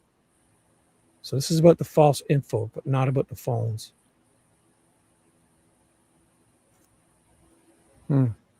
Yeah, I'll save this document. We could do 10 shows on this because yeah, oh my God, 3 phones. We were just looking for the 3 phones, right? Yep, just the 3 phones. That's just yeah. one of the reasons that they filed this Franks stuff. It's one of many things that, and Franks means that the state withheld information. The Odin report, the 3 things. This is a year after being on the case. The defense is asking for this stuff. Jesus. So, and they're lying about it and not even telling about 3 other people. So that's pretty much it. So Peggy's listening. Thank you. I'll thank her on my messages. Thank you, Peggy, if you're listening. Just check one thing real That's quick. it. So I'll save this for sure. I'm going to save it in your folder with the changes. Where's Ted? It's in my Ted's folder. Over right. Boom. Perfect. So let me know what you want to do. I will put the other one back up if you want. Or I can unshare my screen and we'll do whatever you feel like. Yep. I'm just checking one quick thing to make sure I'm not getting a copyright flag. No, you'll know. Okay. No, we've only played the news main. Oh no, it's not that. About five shows again. I went through X on something, and I had something on Nancy Grace on, but then I went through X, so it has Grace. No, Nancy Grace about Nancy Guthrie, and I didn't even realize what I was doing. But if you go through X, it doesn't integrate properly, and sometimes you can get lucky. I did speak a lot of it. Like, I paused a lot of it, but I still just waiting. Might have to take it off. Have you seen this guy's channel? He's President Donald Trump is getting a big warning from Iran. So I went. This is the one. I'm trying to get to his channel. I'm not going to play. I love this guy. Yep. He does this. Guy. Yep. I used to talk to him about this. I used to message him in his comments and tell him I loved how he did those like his thumbnails. Look at the comparisons. I posted a few of them where he transforms the guy into the face of the bridge guy. Yeah, but I used to message him about when he was doing this stuff with the lines, like the 6'2". He's worked it out because they got the measurements of the wood. They've measured it, and he's got the measurements here. We have something from Jessica. What is this? Oh, I have a content request that no Delphi videos really focused on enough. Okay. Oh, those are big. What does that mean? I have a content request that no Delphi videos really focused on it enough. And as all those letters are just those special emojis. Oh. So if you look in YouTube, you'll see the emojis. Oh, okay. So I got to go on my channel. Well, just the main thing is that first sentence. I have a content request that no Delphi videos really focused on enough. So she wanted more focus on the Delphi, I'm guessing. I think we're as focused as a focus can get. I mean, I'm not ours, like all of, I think all the videos in general, maybe. So Jessica, if you want to, because in StreamYard, we see those letters, like put her comment up on screen one time. Like you see all those letters? Those are all special emojis. And they show up as text. They're showing up as text. No, I mean, let's talking. Less talking? From who? Us or them? Let's talk. You figure it out. So Jessica, were you on earlier when I read over Special Nicole Robertson, special agent in the FBI, explain why? I think she's talking about all Delphi, not yours or ours. Like all of the stuff on YouTube sounds like to me. Oh, I don't know. Okay. Anyways, that's yeah. This guy is pretty neat. He was doing stuff. The height, measuring the wood. Height. So do you believe his height stuff? Well, I believe that the reason they didn't do it is because if they got the height thing done properly, if they spent the $10,000 to get the height properly done by somebody, it would have been exculpatory to Richard Allen. So they didn't want it. It's obvious. Nick could have spent 10 grand or 15 grand, but they chose not to because it's going to be exculpatory. Like that piece of wood, if it's he's got that piece of wood, if it's like measured at 4 inches, he's worked it out. That's each of them is a piece of wood. And then you put it up here, 6'2". Yeah, 5'4". And even if he's off, even if it's 6 foot, an inch or two, 6'2" to 5'10". That's what Nick doesn't want to know. Because if it's 6'2" to 5'10", even if it's 5'8" to 6 foot, right? Richard Allen walks. They don't want that because he's 5'4". Okay, what she said, I'm saying let's talk about the judge who was caught on camera with an escort and soliciting minors. Didn't we already talk about that? Delphi? Soliciting minors. Or maybe she's sick of Delphi and wants another case. Oh, Judge Fouts. Yeah.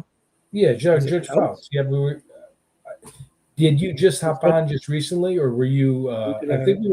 talking about that about a couple hours ago? Yeah, because someone in chat named V, remind us, Judge Fouts. Right. Was the one who was yeah.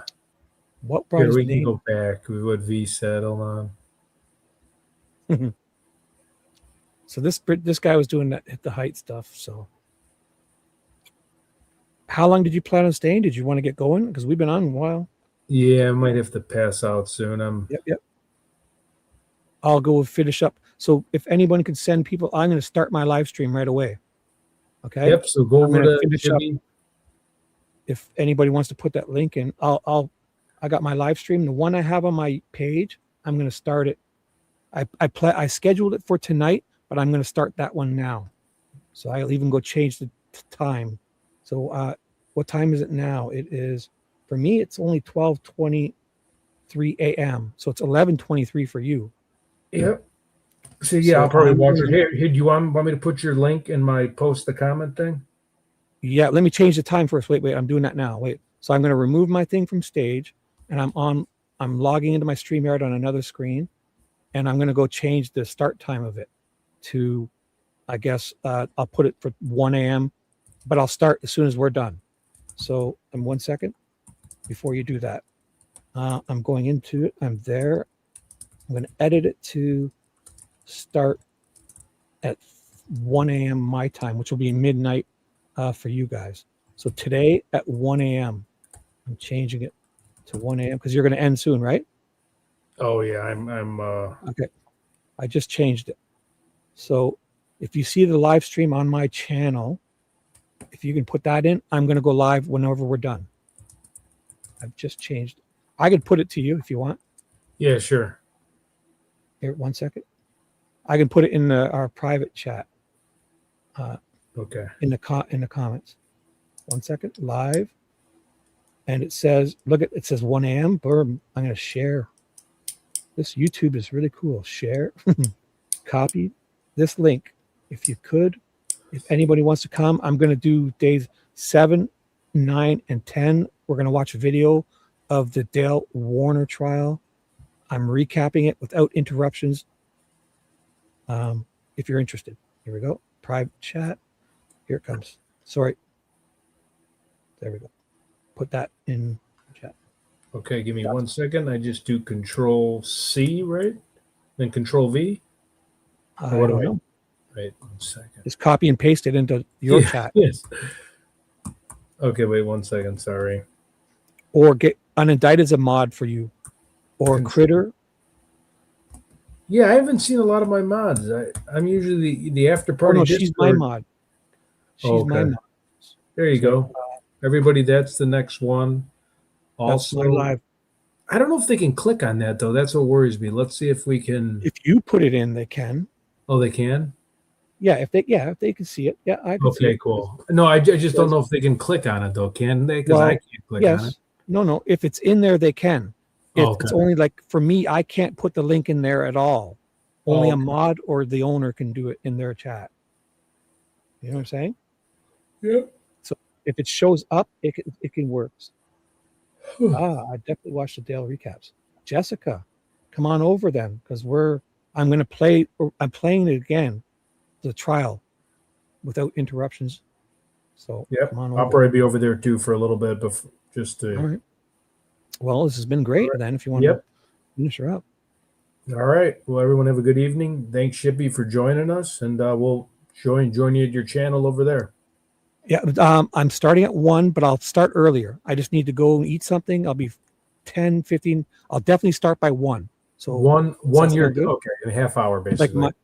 No, actually, you know what? I'll go get it started now because it's video. So I'm going to do it right now. Forget it. Come. I'm going to start in 5-10 minutes when we're done. Okay, cool. Because I can play the trial video, then I can run and get my drinks. Okay, perfect. That works for me. Because we're watching video. So, all right.